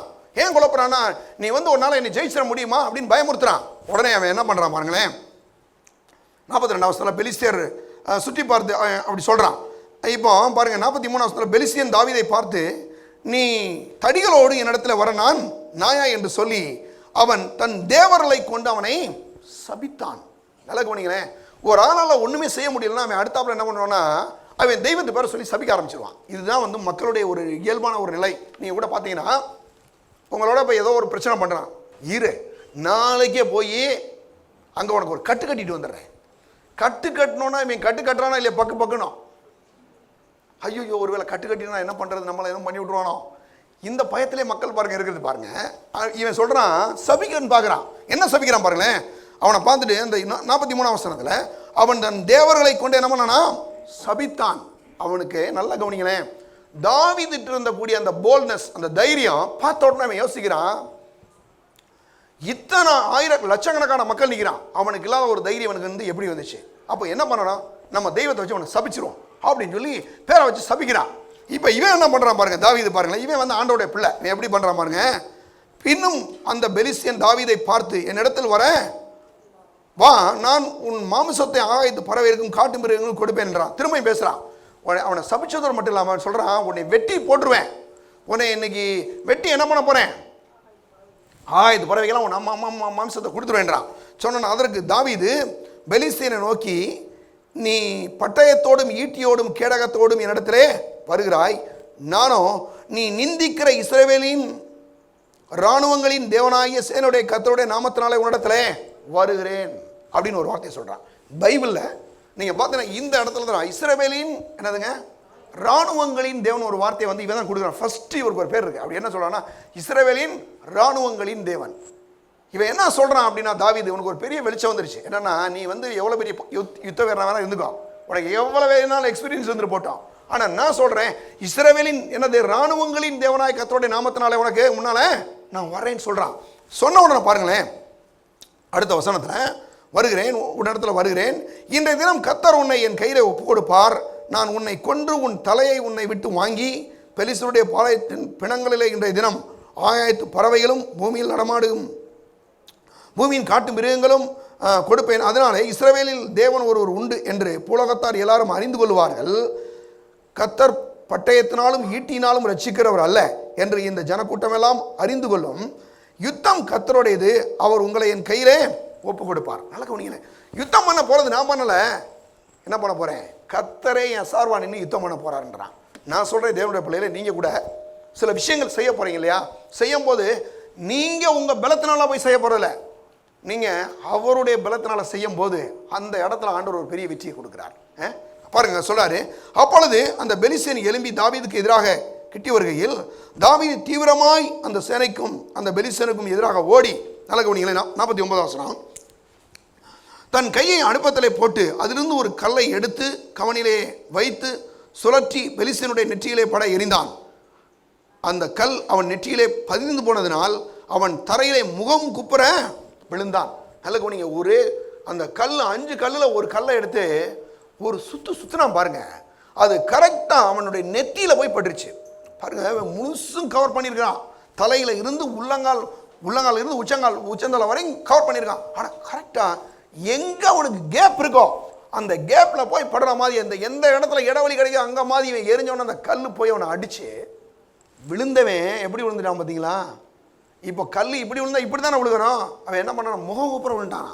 ஒரு பிரசங்கியார் சொல்கிறாரு, அவன் கல்லை தான் போட்டான், ஆனால் கத்தரை அவனை அடித்து ஒரு என்ன பண்ணாரு, பின்னால் அந்த புடனில் ஒரு அடி போடார், கீழே விழுண்டான்றார். உண்மைதான், அங்கே தான் நடந்துச்சு. அப்போ நம்ம போய் ஒரு வேலையை செய்யும் போது, ஒரு சில காரியங்கள் வரும்போது அங்கே நீங்கள் போய் செய்யலை, உங்கள் சார்பாக நின்று கத்தரே அங்கே வேலை செய்கிறார். அப்போ நீங்கள் என்ன பண்ணணுங்க, செய்யும் போது நீங்கள் தைரியமாக பேசணும். இவன் பேசுகிறான் பாருங்க, தாவீது சொல்கிறான் பாருங்க, அவன் சொன்ன மாதிரி நடக்க பாருங்க. இவ்விதமாய் தாவீது ஒரு கவனினாலும் ஒரு கல்லினாலும் பெலிஸ்தியனை மேற்கொண்டு அவனை மடங்கடித்து அவனை கொன்று போட்டான். தாவீதின் கையிலே பட்டயம் இல்லாது இருந்தது, ஆகையால் தாவீது பெலிஸ்தியன் அண்டையிலே ஓடி அவன் மேல் நின்று அவன் பட்டயத்தை எடுத்து அதை அதன் உரையிலே உருவி அவனை கொன்று அதனாலே அவன் தலையை வெட்டி போட்டான். அப்பொழுது தாங்கள் வீரன் செத்துப்போனான் என்று சொல்லி பெலிஸ்தியர் கண்டு ஓடி போனார்கள். பெரிய ஒரு வெற்றி, பெரிய பயங்கரமான வெற்றி. ஒரு சாதாரணமாக ஒரு சின்ன ஒரு வாலிபன், பெரிய யுத்த வீரன் பாருங்க, அந்த கோலியாத்தை அவ்வளோ பெரிய ஆளை போய் அடிச்சுக்கிற தள்ளிட்டான்.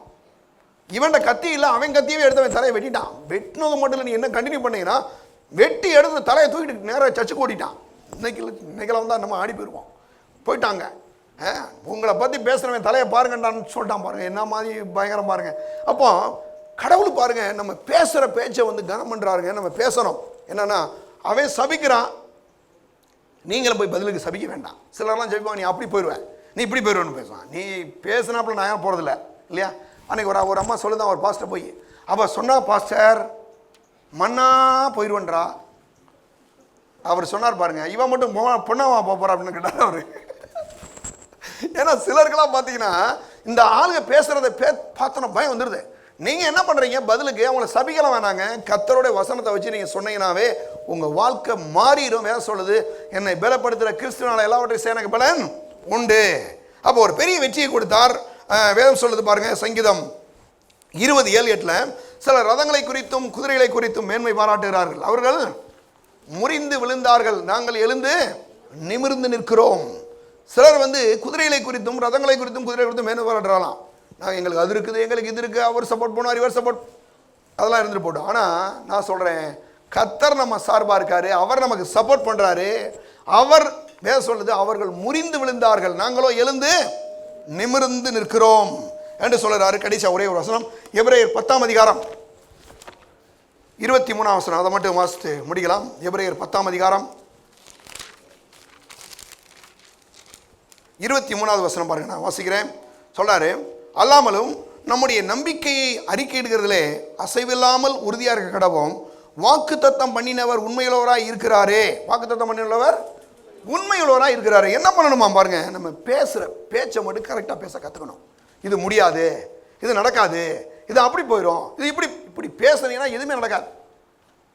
என்ன பேசுகிறோன்னா அவர் சொல்கிறாரு, அல்லாமலும் நம்முடைய நம்பிக்கையை அறிக்கையிடுகிறதிலே, நம்முடைய நம்பிக்கை என்ன பண்ணணுமா, அறிக்கையிடுகிறதிலே அசைவில்லாமல் உறுதியாக இருக்க கடவுள். முதல்ல வந்து ஒரு விஷயத்தை செய்கிறதுக்கு முன்னால் பேச்சாவது ரொம்ப ஸ்ட்ராங்காக பேசணும். பேச்சாவது என்ன பண்ணுங்க, ஸ்ட்ராங்காக பேசணும். அல்லாமலும் நம்முடைய நம்பிக்கையை அறிக்கையிடுதலே அசைவில்லாமல் உறுதியாக இருக்க கடவோம். வாக்கு தத்தம் பண்ணினவர் உண்மையுள்ளவராய் இருக்கிறார். நல்ல வசனத்தை நீங்கள் இந்த மாதிரி வசனங்களை எடுத்து பேசுங்க. ஒரு சில விஷயங்களை செய்ய முடியலாம் கூட, என்னால் செய்ய முடியும்னு பேசுங்க. கண்டிப்பாக உங்களால் செய்ய முடியும். உங்களை ஆசீர்வதிப்பார். எந்த காரியங்களை நீங்கள் தோல்வியோடு சில பிரச்சனையோடு இருக்கீங்களோ அந்த காரியங்களை நீங்கள் வெற்றி பெறுவீர்கள். காரணம் அவர் சொல்றாரு, கிறிஸ்துவுக்குள் எங்களை வெற்றி சிறக்க பண்ணி எல்லா இடங்களையும் வரை கொண்டு அறிகிற அறிவின் வாசனையை வெளிப்படுத்துகிற தேவனுக்கு ஸ்தோத்திரம். எல்லா காரியங்களையும் ஆண்டவர் நமக்கு வெற்றி கொடுக்கிறார். கர்த்தர் உங்களை ஆசீர்வதிப்பார். எல்லாரும் எழுந்து நிற்போம், ஜெபம் பண்ணலாம். பரலோக பிதாவே, நம்ம நன்றியோடு ஸ்தோத்தரிக்கிறோம். இந்த விலையேற பெற்ற இரத்தத்தை மீண்டுமாய் நம்முடைய பிள்ளைகள் மேலே தெளிக்கிறோம். இந்த பிள்ளைகள் ஒவ்வொருவரையும் நீர் ஆசீர்வதிக்கும்படியாக நாங்கள் ஜெபிக்கிறோம். பலவீனன் தன்னை பலவான் என்று சொல்லுவானான்னு சொன்னீரே கர்த்தாவே, நீர் எங்கள் அடைக்கலம், எங்கள் கோட்டை, எங்கள் தேவன் நான் நம்பியிருக்கிறேன் என்று சொல்லுகிறோம். தேவனே, இந்த நாட்களில் நம்முடைய பிள்ளைகள் சொல்லக்கூடியவர்களாய், சொல்லுறது மட்டுமில்லாமல் அதை பெற்றுக்கொள்ளக்கூடிய மக்களாய் ஒவ்வொருவரையும் அபிஷேகிக்கும்படியாய் ஆசீர்வதிக்கும்படியாக ஜெபிக்கிறோம். ஆண்டவரே, ஒவ்வொருவரையும் அவருடைய குடும்பங்களையும் செய்கிற தொழில்களையும் வியாபாரங்களையும் விவசாயங்களையும் ஆடு மாடுகளையும் நீர் இயேசுவின் நாமத்தில் ஆசீர்வதித்து பெருக செய்வீராக. நீர் அப்படி செய்ததற்காக நன்றி. இயேசுவின் நாமத்தில் ஜெபிக்கிறோம் பிதாவே, ஆமென். நம்முடைய கர்த்தராகிய இயேசு கிறிஸ்துவின் கிருபையும் பிதாவாகிய தேவனுடைய அன்பும் பரிசுத்த ஆவியானுடைய ஐக்கியமும் இப்பொழுதும் எப்பொழுதும் நம்மோடு கூட இருப்பதாக.